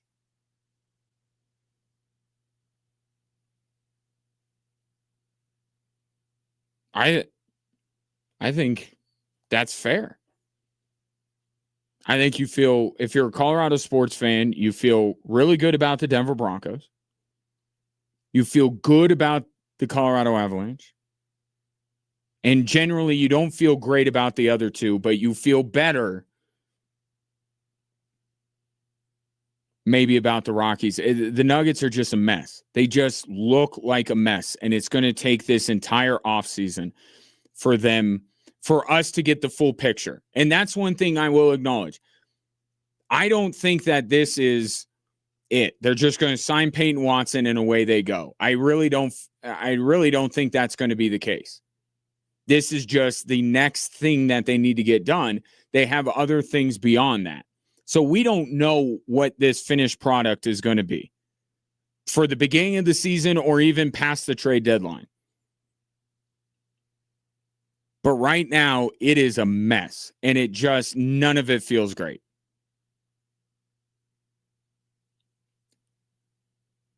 But misery loves company. And I propose something as in the vein of the Denver Nuggets needing to do more than just sign Peyton Watson.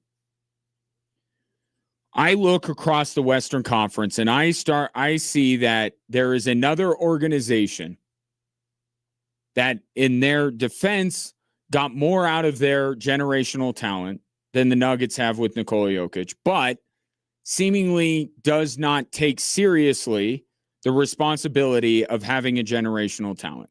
And that is the Golden State Warriors. The Golden State Warriors lost out on LeBron, have made 0 acquisitions this offseason. 0. The Nuggets at least got Marvin Bagley. The Warriors got no one. And they signed Draymond Green to a one-year deal. And maybe Steph is a little bit more okay with all of this because obviously he has won a lot in Golden State, and whereas Nikola Jokic has only won once and should have more titles than just one.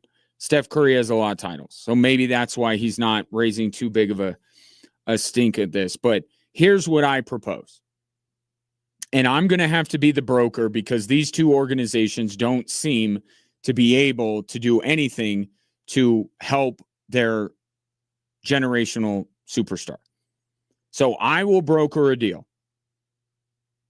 in which the Denver Nuggets sign and trade Peyton Watson along with Jamal Murray. No, wait. Let me take a step back. I had this mapped out. The Nuggets will trade Peyton Watson for draft picks. Okay? Then they will take those newly acquired draft picks with Cam Johnson and Jamal Murray, and they will acquire Steph Curry, and we will put Steph Curry and Nikola Jokic together on the same team so they can help themselves. Steph Curry is getting no help from the Golden State Warriors. Nikola Jokic getting no help from the Denver Nuggets. I say we combine them, put them on the same team so they can help each other. That's what both of them deserve. And that should not happen in Golden State. I want to be very clear about that. It should happen in Denver. Why? Because I'm the one brokering the deal. That's why. This is happening in Denver. We get Steph Curry and Nikola Jokic together on the same team.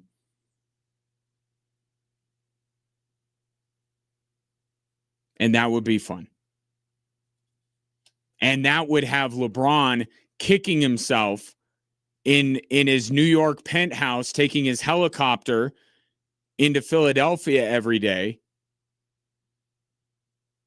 that he didn't wait out longer to join Nikola Jokic and Steph Curry, now both members of the Denver Nuggets. That's what I would do.